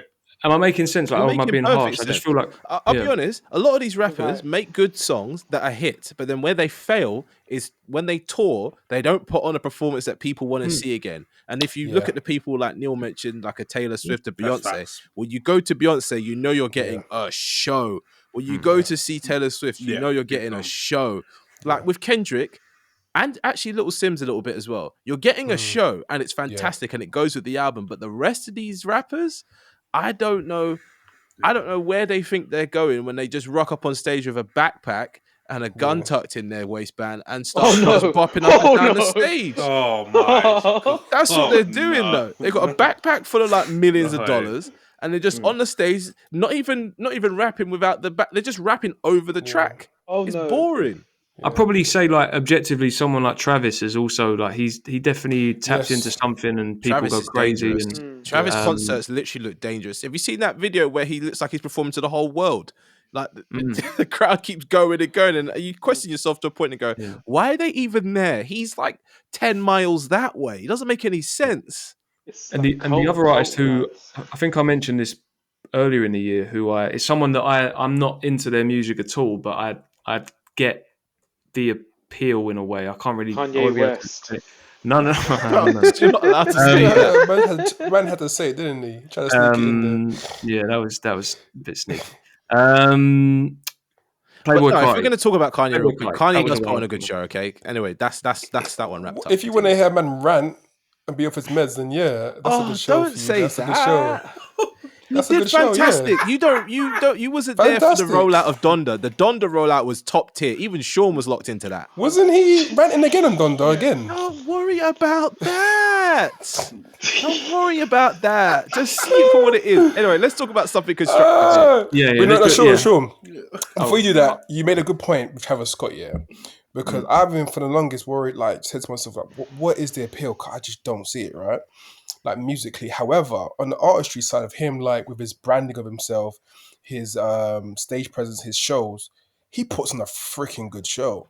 Can I show you this video quickly, just so you can get a No, I've seen it already. I've seen the video. But the scale of what I've this seen man's it. doing I've seen is it. crazy. Yeah, I've seen it. Mad. So I can appreciate like his performing is amazing. Like, it's, Look at this crowd. This is I get mad. Yeah, it's get it. mad. Look at the amount of mosh pits as well, man. This is mad. It's actually unbelievable. Like Look at that massive one there. Do you know what it reminds me? It reminds me of Matrix. It's like the war. Wow. How is that real? It's the fact that it kept That is- going. Like that's he's crazy. somewhere performing over there. Yeah. And anyway, sorry, carry on. I just But yeah, Sorry, the that's point I'm not trying to say is 80,000, that's like 800,000. But the point I'm trying to say is like no other rappers are really doing that. Like there's only a few.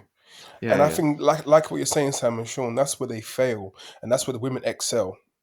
I think the women they really take time and as how they're gonna give a show to the audience and to their fans and make an experience that they won't forget. Whereas the guys, there's not many, and I think the guys are missing out on what the guys before them did. So the big art that put on a show were like the Ludacris, Busta Rhymes, Nelly, Ja Rule. Like they had a whole 50 Cent even. Do you know what I mean? Whereas now the guys are trying to keep a small budget, keep it simple, and rap their lyrics and that's it. But no, we need more than that, man. Yeah. And I feel like the artists that could potentially be that. I mean, I don't like their music and I don't particularly like them either. But Carti is someone that's got this cult-like following. I've heard that the shows are crazy. But he fucks around by like saying, I'm going to drop an album, then doesn't do it, trolls the fans. And, again, it's like, what are you doing? There's so many of these artists out there at the minute, these mainstream artists, where I'm just like, What's the point? What's going on? You want to talk about the height of rap performances, though? I saw Nas this year, and I was speaking to a few people last week who saw Nas at the Royal Albert Hall. Apparently, that was fantastic. Yeah, I wouldn't be surprised, man. Nas is seasoned, isn't he? Yeah. He's amazing. And he's not doing anything too crazy, but he's owning the stage. He'll be walking around rapping. He'll get hype with you. But yeah, sorry to distract from the Carti point. No, I don't think that, it's like Carti deserve it, to be fair, because they're not feeding the fans. They're just trolling the fans. You cleanse the conversation. That's what you did there. Yeah, Carti's a toxic one to talk There's about. so many songs that I've heard Carti like. Carti's one of the few artists that I'll listen to a leak because I'm never going to hear the song. The song's never coming out. Also, I'm not like because he started spitting this year as well. Like on Carnival, his verse is alright. To be honest, I can't lie. Exactly. If I heard an album like that, I would listen to it. Still, He's had another one. He had Fiend on Travis Scott. Oh, Like, yeah, he's that got was a good. whole bunch of songs, but he's letting himself down. But then he dropped that track earlier this year that was literally, I thought it was Future. I still to this day. I'm Oh, like, that that's was a Future. mess. Yeah, Yeah, that that was not it. Yeah, not it at all. Not it Why at did all. that sound Anyway, like Future? Like Yeah, let's it was not go like into it too if I was much. Future, I'd have sued him. Like, what are you doing? Best feature. Okay, this one was a little easier to put together because there was a fair amount of consensus. So, creeping in at number 5, we've got Little Simz on Wretch 32, Black and British. Number 4, Lil Wayne on Cordays Saturday Mornings. Number 3, we got Kendrick Lamar on Future and Metro's Like That. Number 2, Loyal Kana on Unknown T's Hocus Pocus. And number 1, Kano on Gets His Mount Rushmore. Still annoys me because it needed a fourth person, but anyway. Let's celebrate Kano. Who else had Kano as their number 1? I think I had number 1. Yeah. Theo also had Kano as number 1. Yeah. What were we saying, Theo? You just finish your food. It's all good. It's K.A. No. Yeah. It was the sliders at you. We're so hungry, we'll teeth your food. So mind that before you find out. No, Kano just the thing is, the feature is just absolutely incredible. When you actually like sit, listen, deep the lyrics and what he's saying, it's actually just phenomenal. I've done that 3 times already. I already thought that this verse is incredible, but sitting down and like taking it in and going word by word and looking at the lyrics, man, oh my goodness me, it's just incredible. I don't even think anyone gets close to that feature. Yeah, I think he's just on a different level. Me too. He's just different. And we're not getting much Kano these days, so any Kano we get, it's like peak Kano. It's like appreciate it's it. always Yeah. on point. It's never gonna miss. Yeah. So yeah, shout out Kano for coming through and giving us that. It's mad as well because ever since Hoodies All Summer, like he knew he dropped greatness even if no one else did, and since then he's just been maintaining it. He doesn't even like. We don't even deserve an album. The way people received that album, it was like, oh yeah, he's just got some cool singles. Let's leave it. No, man, we all rated that number 1. Oh, Oh, that album is incredible. Yeah. Definitely. Kano features a moment to me. It's one of those like rare things where when that person comes out of wherever they are, because he's, although he's like done a couple films, been on Top Boy and all that, but musically, yeah, since Hoodies All Summer, there's not been a ton going on. It's always a moment. But yeah, you're right, Theo. It's a dense verse, very dense verse on a track. The other thing as well, I'd have to look back, but I might be chatting shit. But I feel like often my favourite features are the ones where the artist excels alongside like other great lyricists as well. Like it's one thing to stand out on a track, but when you're up against, like it wasn't a competition, but you know what I mean. Like you got Gets and Wretch on the same track as well, and to stand out, among those two. they're all going deep, like the emotions that hit. But Yeah, that's they why are. Kano's one's so good because there's certain bars that just hit so deep on his verse. It's like wow. It's like when you He- have he- like some of the yeah. greatest sports players playing against each other. They're not playing to win. They're having fun while they're playing. Do you know what I mean? And they're like, oh, finally, an equal match for my skill level. That's what it felt like. Do you know what I mean? Yeah, exactly. Yeah. For sure. Number 2 was... Where am I? Number 2 was Loyal Kana Unknown T, Hocus Pocus. I mean, for me, the thing that was different about that one was Loyal Kana's usually, I mean, there was a bit of a shift on the previous album, which I rate very highly in his energy, but this one was a different energy. I haven't really heard, I don't know if I've ever heard him rap like that. And It's what I loved hearing explosive. was, and I think we were talking about it maybe when we were talking about the UK, is I feel like artists from different lanes don't collaborate with each other enough. Like I would never have thought Unknown T is going to work with Loyal Kana. So to hear them two on a track together and then to deliver a verse like that, that for me was, They're I from felt the like same there was going to be a area, bigger though. year for him this year. It felt like the start of something. They're both from East London, so it makes sense that they would, know people that know each other type thing. But yeah, you're right. Loyal Kana came on this with a different energy, and arguably, I don't think we've heard him rap like that ever since. Do you know what I mean? I just don't think he does it very I haven't good. heard him rap since. He dropped that verse and left. No, I'm done. But maybe he has. I'm trying to think if there's been something else. But like I say, it felt like No, it was the start of an era. I think last week did he? he has a feature on Tom Mish's new song, and it's just that usual Lil Kana, like very chill, like he's just rapping in bed. Yeah, I wonder if Lil Kana was trying to appeal to a different like me. fan base here. But the problem is, Lil Kana would have got that new fan base, and then they would have gone and checked out his album. Like, this is boring. Do you know what I mean? Yeah, Like, exactly. it's not the same. I'm interested music. to hear him do an Ampy album after that feature, though, because I feel like he'd kill it. Like it would be pandering, and it would be. He would kill I don't know if it's the inherent him, right? It could but be. It's good. Having seen Hugo him perform was- live this year, he definitely doesn't get hype, but he enjoys getting hype. If you know what I mean. Right. Okay. Yeah, I know what you mean. He, I did think Hugo was a bit more amped than previous projects. Oh, So yeah, especially no, at the for beginning, like the first 3 tracks. It was just the more angry energy. though. It wasn't. Yeah. It was just He'd angry obviously music. been on a bit of a journey and was venting for sure. Number 3, Kendrick, like that. I mean, I remember at the time we were all a bit. There was a bit of there was like some different opinions. Some of us were like, we've heard better from Kendrick, but I think we can't again deny the cultural moment and what it It's sparked. viral. Like it was so big. It was basically as big as Not Like Us in some ways. Not Like Us just had a longer reign afterwards. Yeah, it sparked the beginning of this beef. So for it to be up there is good.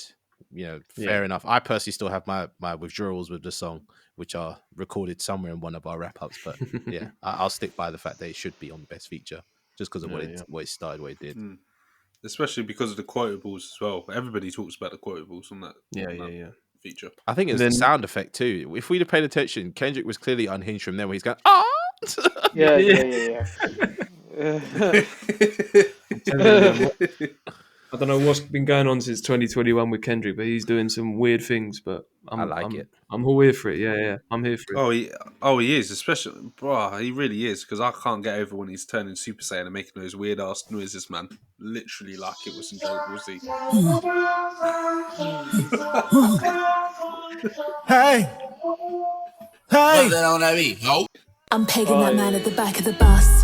Oh no, man! No. Yo, we're gonna talk about that. That's a third strike. That is a third strike.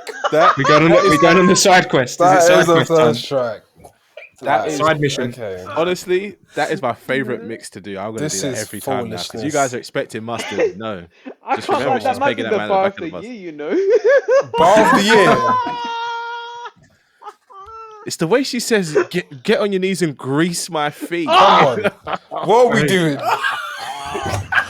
What is happening? Get on your knees and grease my feet. Exactly. She's got What is that? bad What is that energy. accent? No, No, what is that China, accent? Right to the end of the man. way.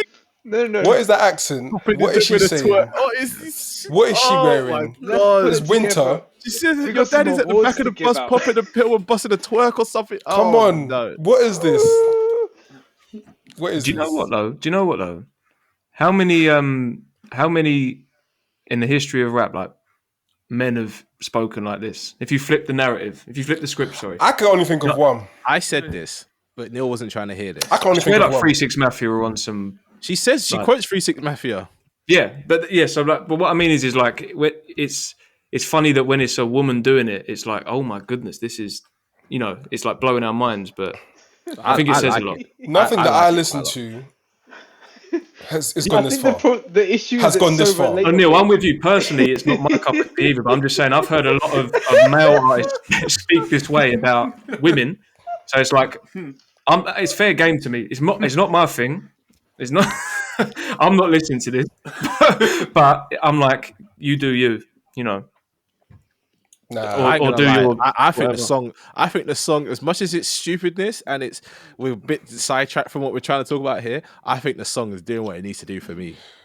do you know what? I think it could probably pass off more if she didn't come across as if she was being serious. If she's being a character, like a Slim Shady, then fair enough.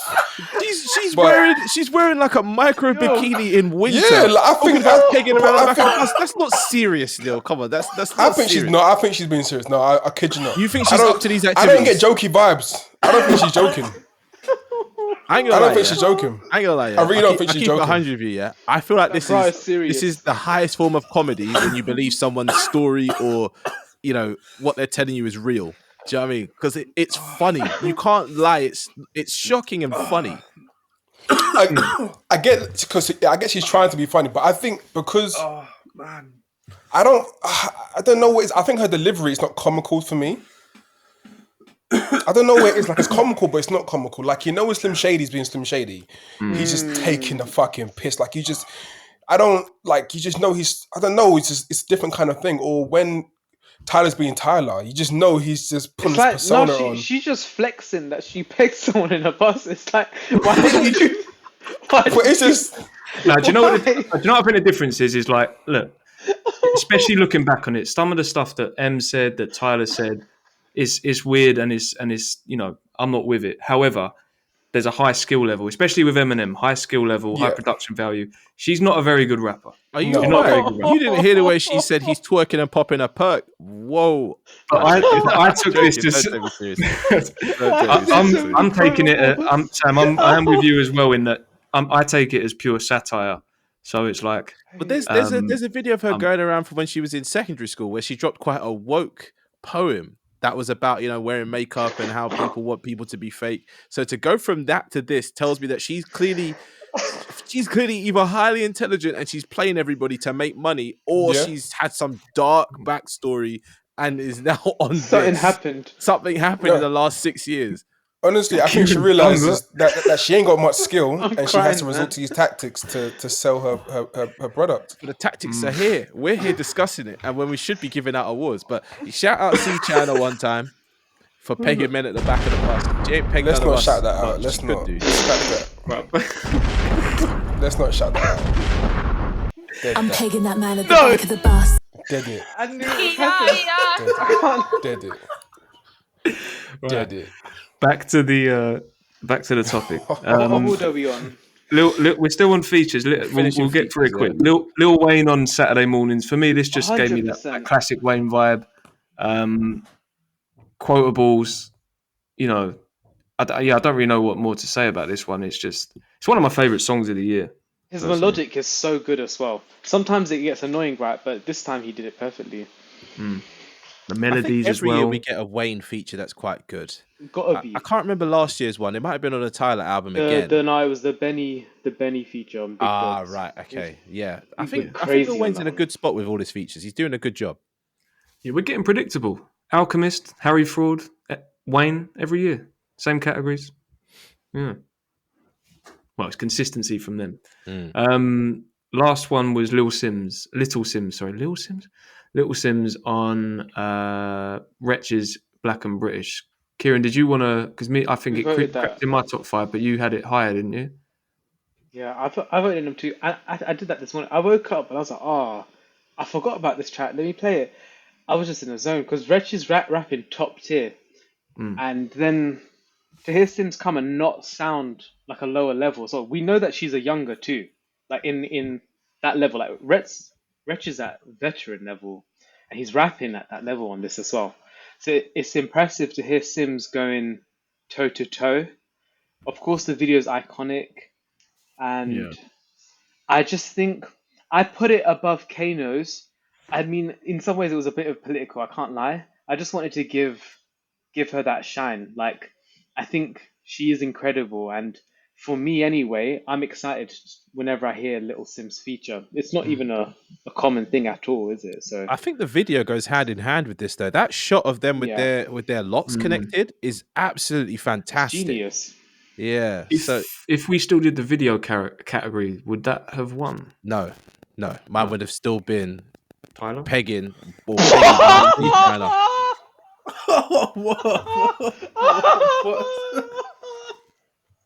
What the hell was that about, man? Neil's tired of our bullshit. I'm only joking. No, it's not even that. It's literally just I just don't like artists like her. No, you're well within your right. That's literally it's the bottom tier of the rap art. It's not even just music. It's in anything. When you just the most, when you lack skill, but you go for the cheapest way to kind of draw attention. It's just I just wish you had something serious to say then. So I'm like, why did you have to go for that, man? Yeah, it's just it would definitely be this video though. If we had a video category, it would be that because that shot is beautiful. If I'm being serious. How did we get back here? I'm always going to drag it back here for at least the next 3 episodes. Right, let's finish strong. Let's talk about best rapper. This is a category that's caused some heated debates in the past, but I feel like this year's not going to be the case. But anyway, creeping in at number 5, we've got Common. Number 4, we have J. Cole. Number 3, Boldy James. Number 2, Mac Homie. And then number 1 by quite a long way is Kendrick Lamar. You ugly as fuck. You out of pocket. There we go. I mean, yeah, just to quickly cap that one, I think he kind of hit almost all the bases you would want from, I would say, in a successful rap year. The big feature, the winning a beef on that sort of scale. The pop-out show, whilst I wouldn't say it was an example of like high production value or like especially compared to his performances and his tours. It was hood. It was a real big moment that doing that.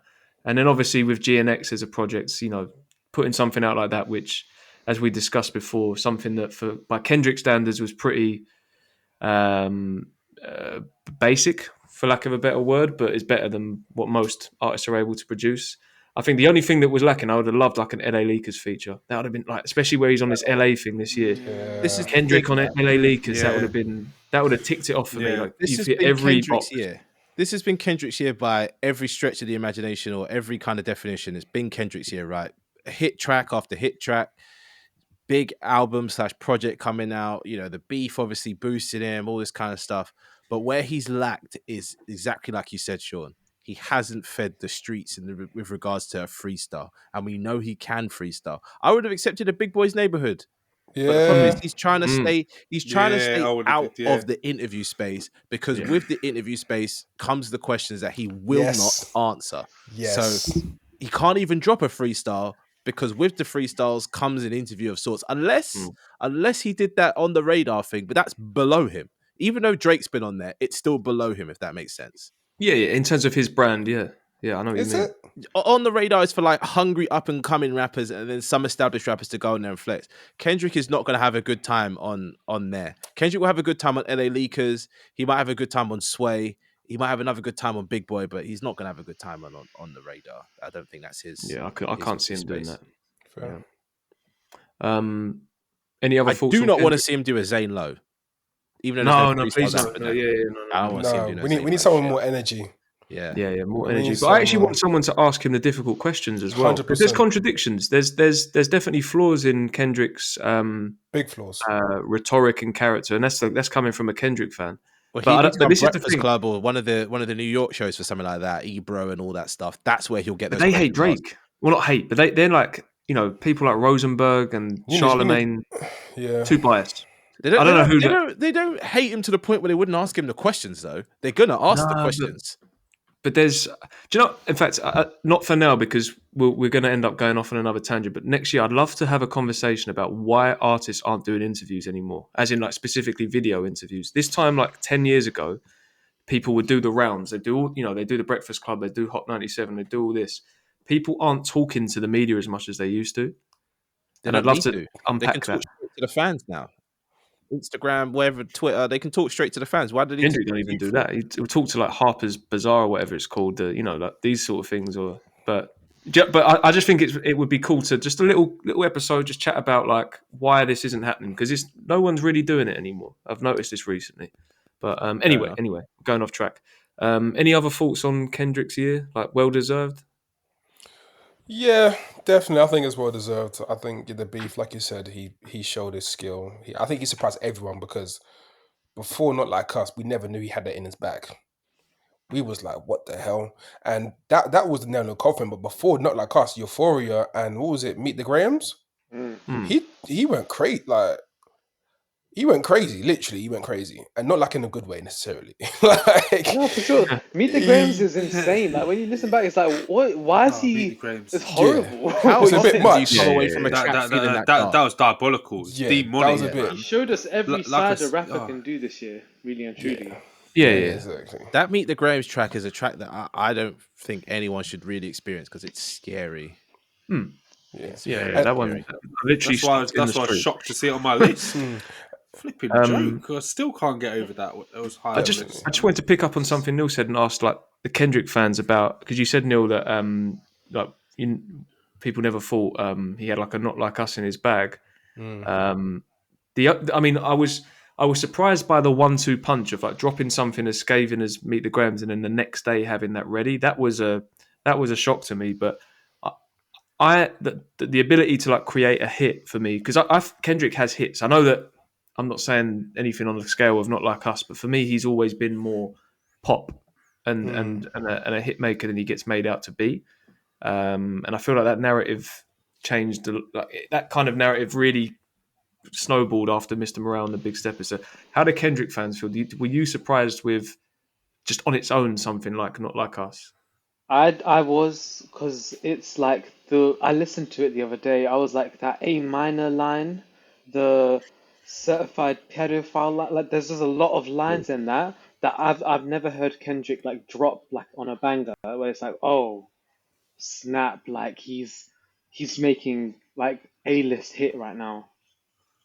Because he usually does more artsy stuff, even on like Humble and Element, all of that. Like he's doing artsy stuff. On this one, he was just trying to make a banger because that's all we were asking for. Right. Yeah. Okay. Like this was a certified banger, but the thing was he was still able to do what Kendrick does on that last verse, but just you could tell he was going straight for a banger though, because some of those, as Kieran said, were the punchlines. The A minor line is still crazy to me. Hearing that line is just mad. It's just ridiculous, but you could tell he was like aiming for a banger. Like, oh, you think I can't make a hit? I'm gonna make a hit in this like beef, but. Yeah, he still keeps it himself. That last verse. I'm glad you mentioned that last verse, because to me it reminds me a bit of what like Jay was doing on Takeover, in that it was, depends how you look at it, but really he wasn't saying anything untrue. Do you know the way he was breaking it down? You know what I mean, like about like Drake's connections with certain artists. I mean, it depends what way you look at it, but it wasn't a lie. Do you know what I mean? It wasn't like he was making some stuff up. It was, again, it depends on how you look at it, but making those connections, the way he put that thing together, it reminded me of kind of what Jay-Z did with, on the Takeover with when he was breaking down Nas's career. Again, it comes down to opinion, but it was like he didn't say anything untruthful in a way. Do you know what I mean? It was, it's a slick verse, is I guess what I'm trying to say. And you know how it can go wrong as well. The way Cole was breaking it down on 7 Minute Drill, that was like, I was listening to that the other day. Like, damn, Cole, like you were just explaining to us how amazing Kendrick's career was. Yeah, but that's the thing. It wasn't. That was the big difference. Is that he, and again, I credit him for coming out and being like, do you know what, like that I fucked up. You know, is it just weren't. He didn't mean it. It weren't real, was it? And I feel like we all kind of said it when that track dropped. It was like, I'm not buying this. And it wasn't in like a hating on Cole way. It was just like, you don't mean this. You could just tell it wasn't coming from a place of malice or authenticity. Whereas the stuff that Drake was saying about Kendrick and vice versa, you can tell that, real feelings there. Or they're incredible actors and they fooled the world. One of them is actually a certified actor and the other one was in Power. So, take from that what you will. Yeah. Yeah. He's a certified lover boy and a certified... Whoa. What? Wow. Okay, so other rappers that made the list. Who we got? We got Matt Comey. I mean, we've spoken about Matt Comey already when we were chatting about the album. Again, for me, just on a pure like technical level, for me, Matt Comey's in a Yeah, he's a great lyricist. He's yeah amazing. different stratosphere. I think Boldy James. Sorry if anyone else wanted to say anything there.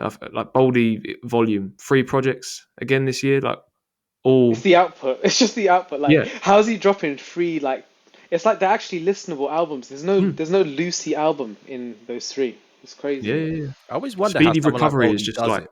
How does Boldy not run out of things to say? I know, man. But then again, Exactly. Yeah. he had that car accident, didn't he, or something? He had that bad accident, and then some of that went into penalty of leadership, and But now then he's he just was back another talking one. about drug dealing again. It's like Pusha T in a way. Yeah, yeah, It doesn't get old.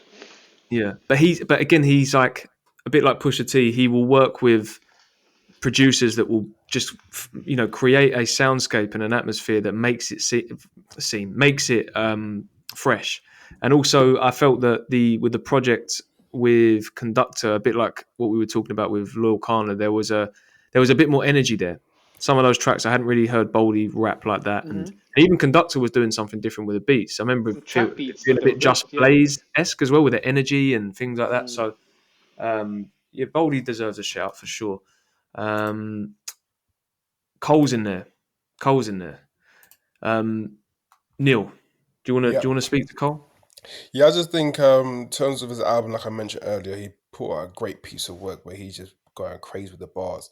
But we didn't mention as well, like in his features run as well, he's had some really great features this year.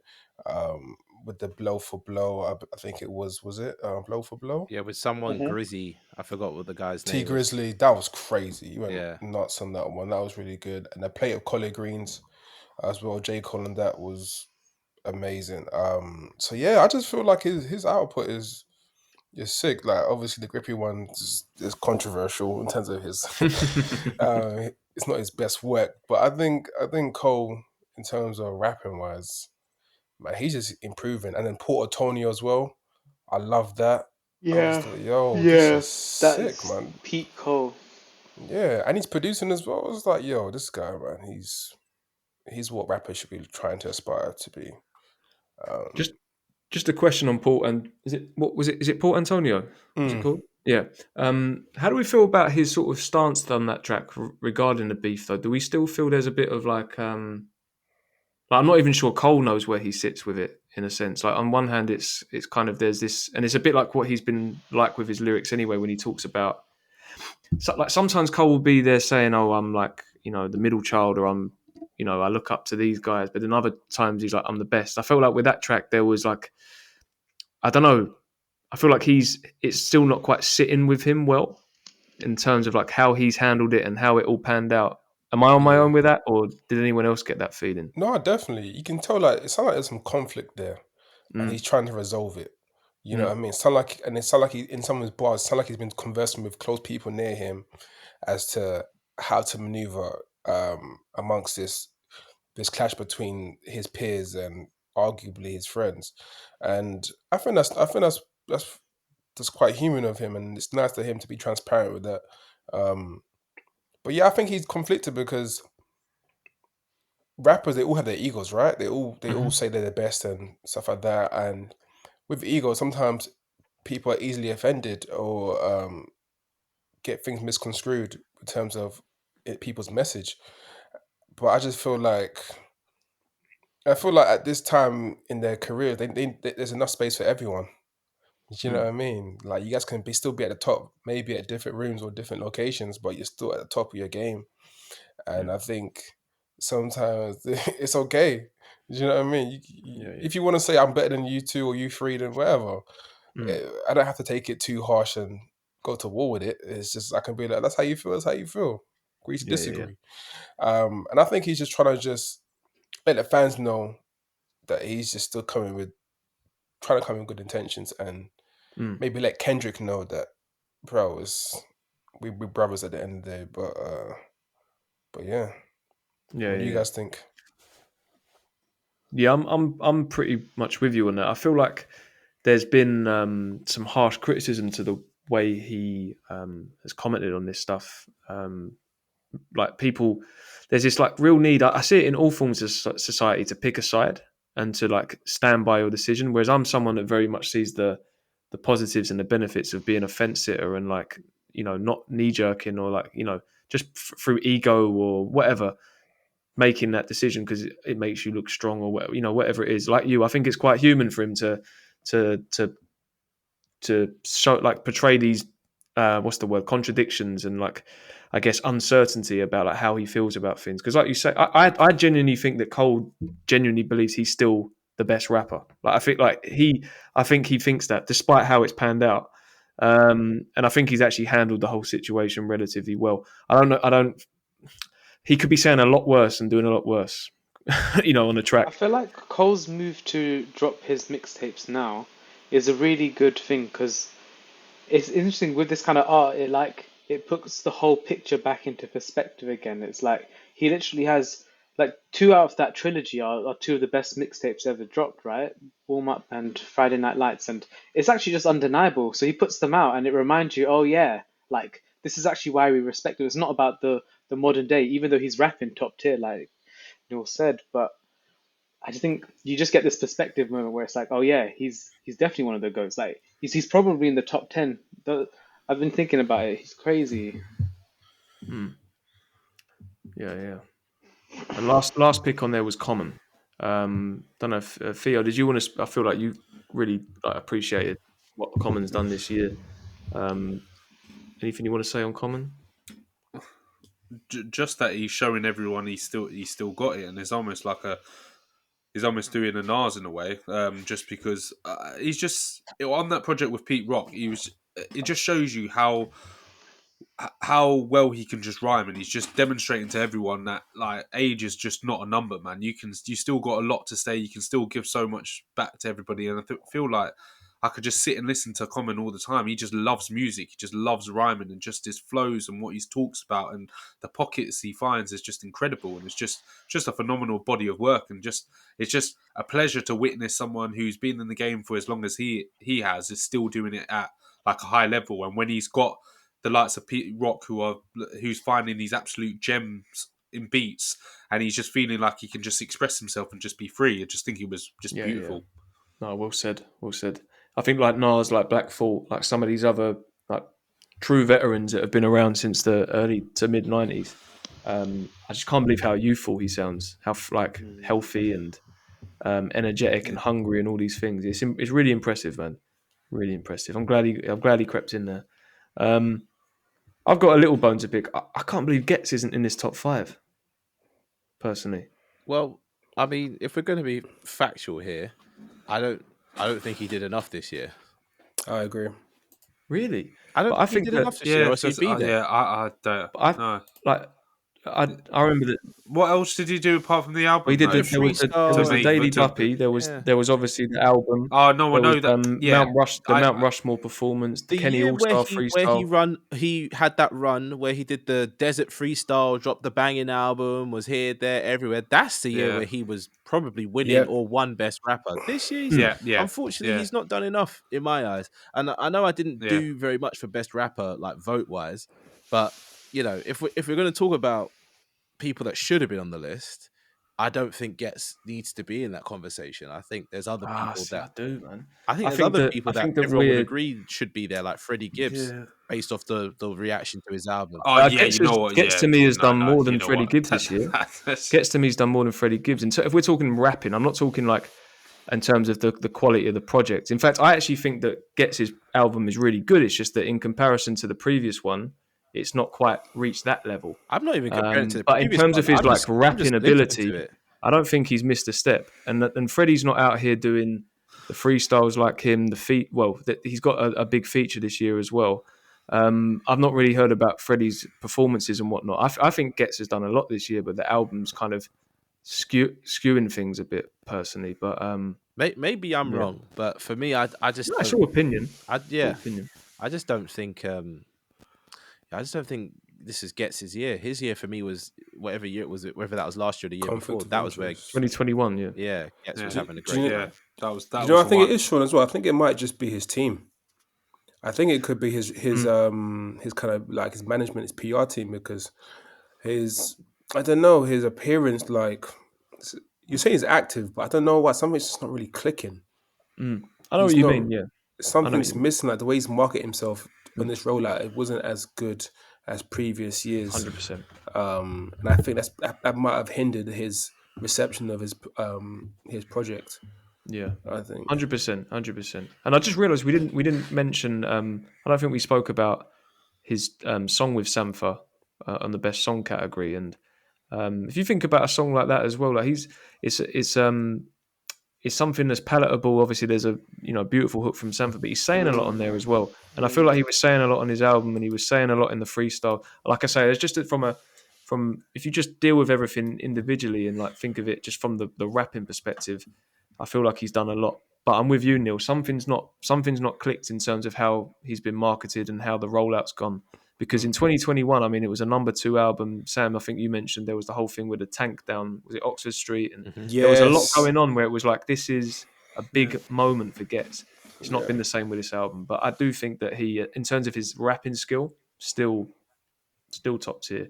And that performance on Amazon as well, great, man. Love that. It's just the middle of the album. It just made me. It just makes me forget. That's what I've always said. I've always said that it's the middle of the album. The top and bottom are unbelievable. If anything, I actually think it could peak conflict of interest. That's how highly I rate the top and the bottom. It's just the middle is just something that can just be forgotten about. It just doesn't carry weight. Yeah, I understand. Yeah. Any other picks that didn't make the top 5 that people had in their own personal ones? Best rapper. Glorilla. Samwise has had a great year songs-wise. He's had that song Twinning with Tiggs the Author and another one that I can't remember that was about flying around or trips to the hotel. Oh, it was called Okay, Aha. Wow. Samwise has had a great year for me, and that's why he was my number 2. Okay. And Neil, you said Glorilla. Yeah, Glorilla. Just those hit songs she came out with, it's just freaking unbelievable. Like she's on a crazy run.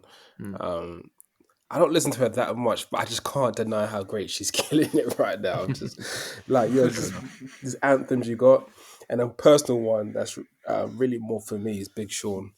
I love seeing him release some music, and I think three songs in there. It's probably a bit more. 3 songs really resonate. I keep playing it over and over and over again. It's the On Up, and it's the Boundaries. I think everyone should be playing that at least once a week, man. They have great messaging in there. It's positive, and it's just all about self-love and then just keep going and it's just very nice, man. It's just healing music. Even Precision as well. That's like one of the bangers of the year. Precision. Great song. Together Forever's got me. I want that Alchemist album. What they've been teasing. I want to hear that big time. Any others, Kieran? I wanted to shout out Lucid. I feel like Lucid. Also, I think I put that as the best feature of the year for me. I just love what he does. He in some ways he's a bit like I can't lie, like this is gonna sound really horrible as well, but it's just because I rate Billy Woods so high. But he's a bit like a B version of Billy Woods, right? So I'm getting like all that joy still. It's not the same as Billy Woods, but it's there's still that element there. Like I like how he paints his verses, and I think he's definitely stepped up. I feel like in the past, I think we've said this before, Sean. Like I don't know what he's saying. To be honest, I still don't know in a lot of ways. But I think there's more clarity this year. That the Shabaka feature, the one that I rated number 1, it's amazing. And at least just listen to the first track of his solo album. If you liked anything that Arm & Hammer made, or if you like Billy Woods, that track it's like it's a bit crazy. I can't lie, like it was a bit disorienting the first time I heard it, but it's a good track. Yeah, I did check the album in the end, and it's one of those ones I appreciate. But the barrier for me is I don't know what he's saying. I still just I don't know what he's talking about. There's more clarity now, right?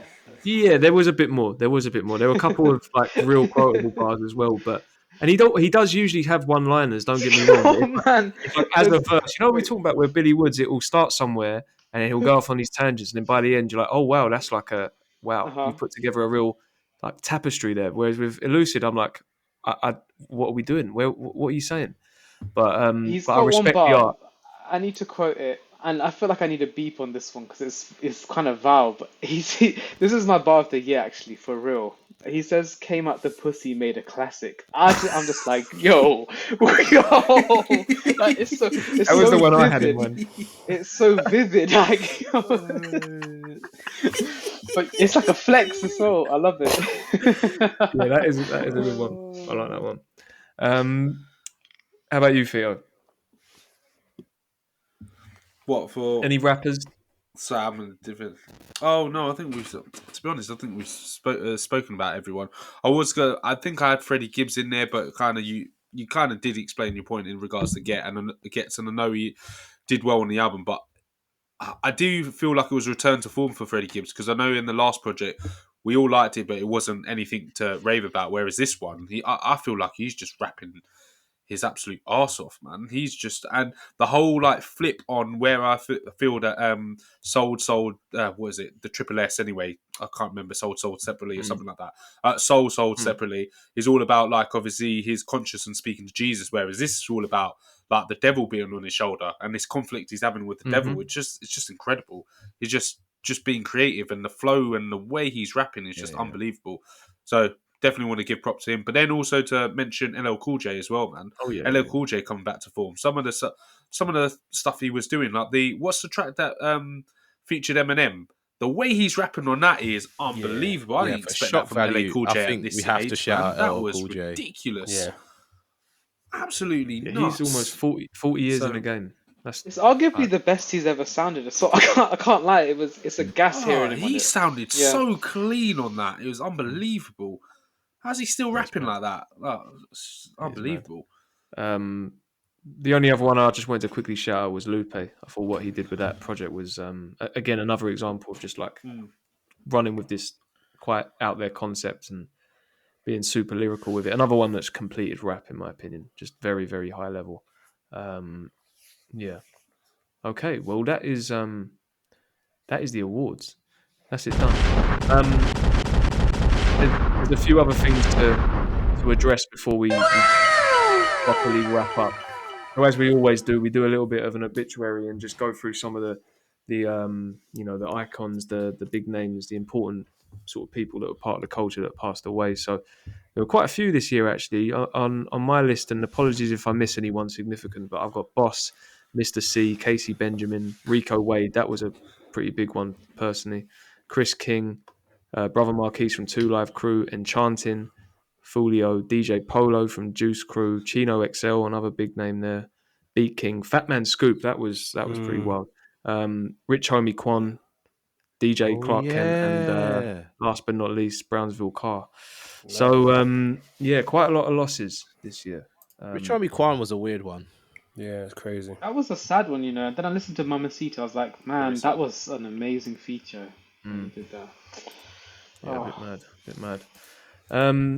In terms of moments, I mean, we've spoken about it so much this year, and it will be refreshing to like hopefully not do it next year. Hopefully, the dust will settle and new artists and just new narratives will flourish in that. But obviously, it's the beef and everything connected to it. Really, you couldn't avoid it this year.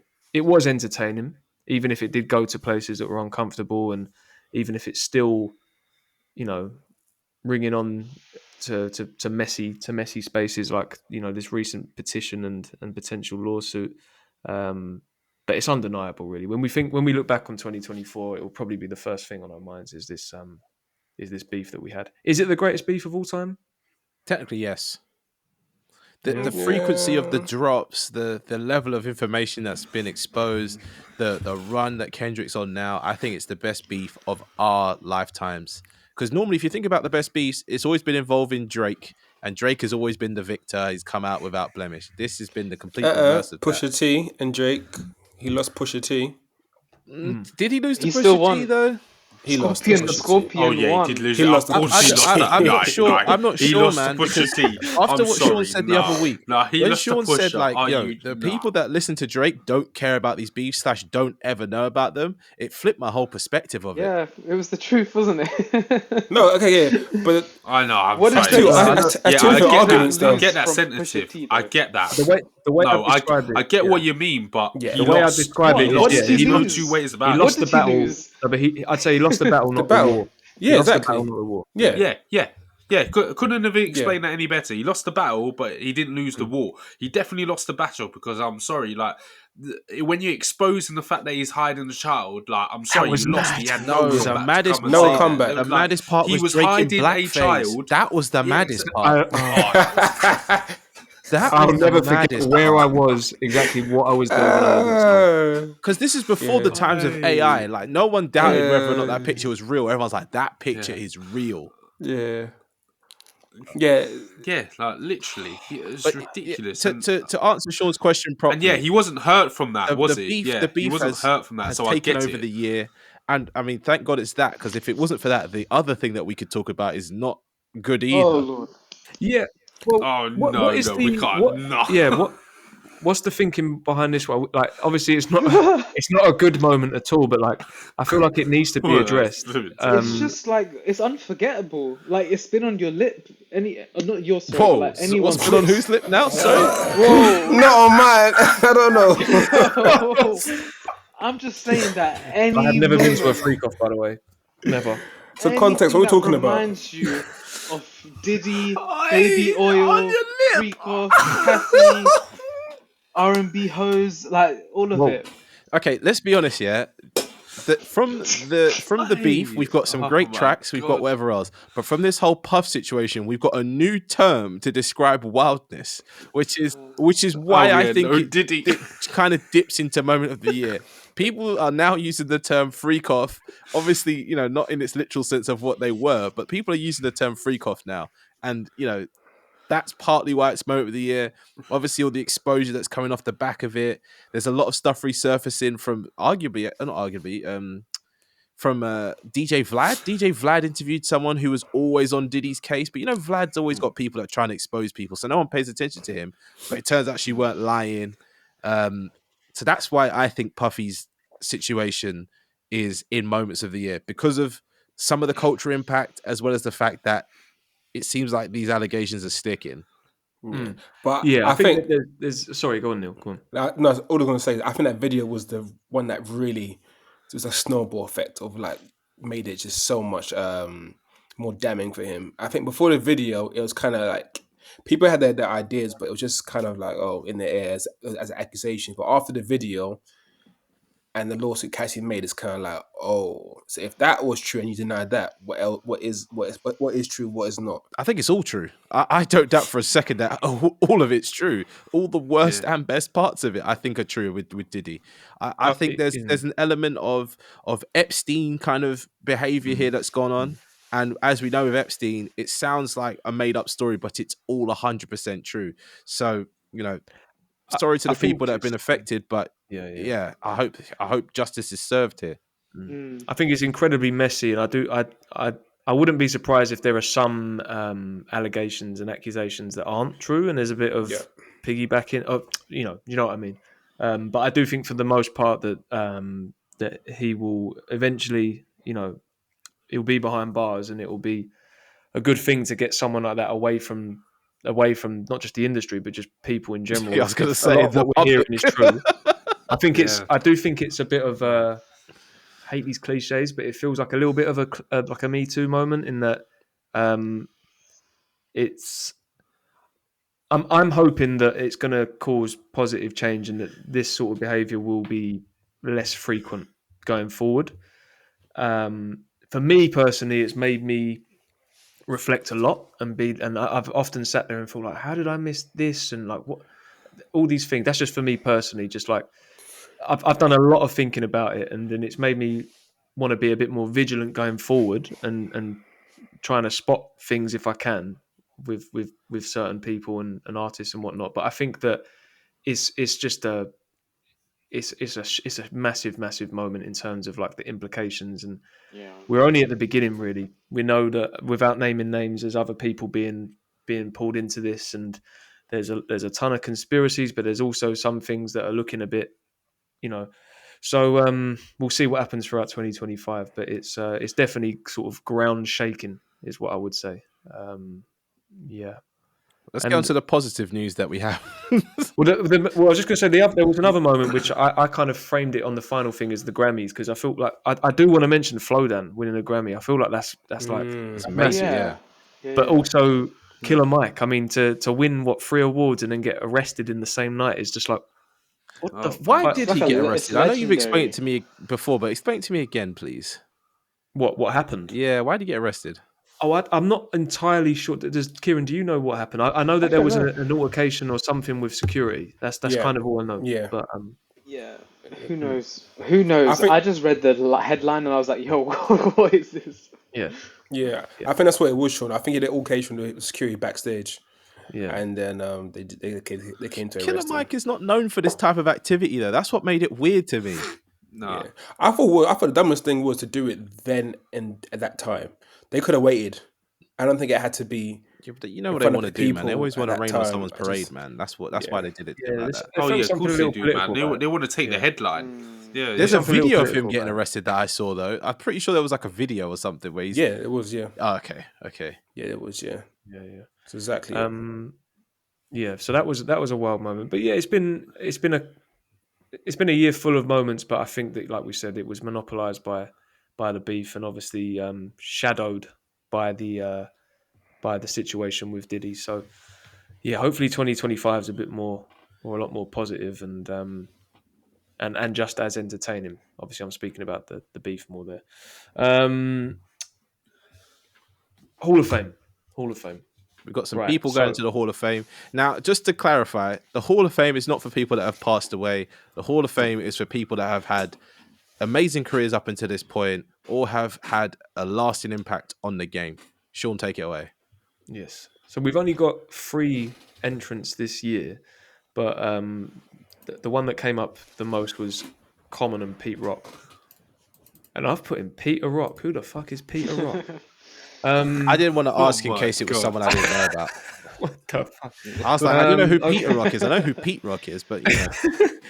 Wow. Yeah, Common and Pete Rock. I think it kind of had to happen this year. We speak about both artists. I think Common especially is just the consistency. I mean, look, not every project is a classic or top tier, but he doesn't really give us a dud, and to sound the way he sounds and to still have all this stuff to say at this period, I think he's got to be recognized. He's And, had amazing albums though, like Resurrection, Like Water for Chocolate, B, Mhm. and then this one, probably a few in between that. So that's such a massive. It's like Martin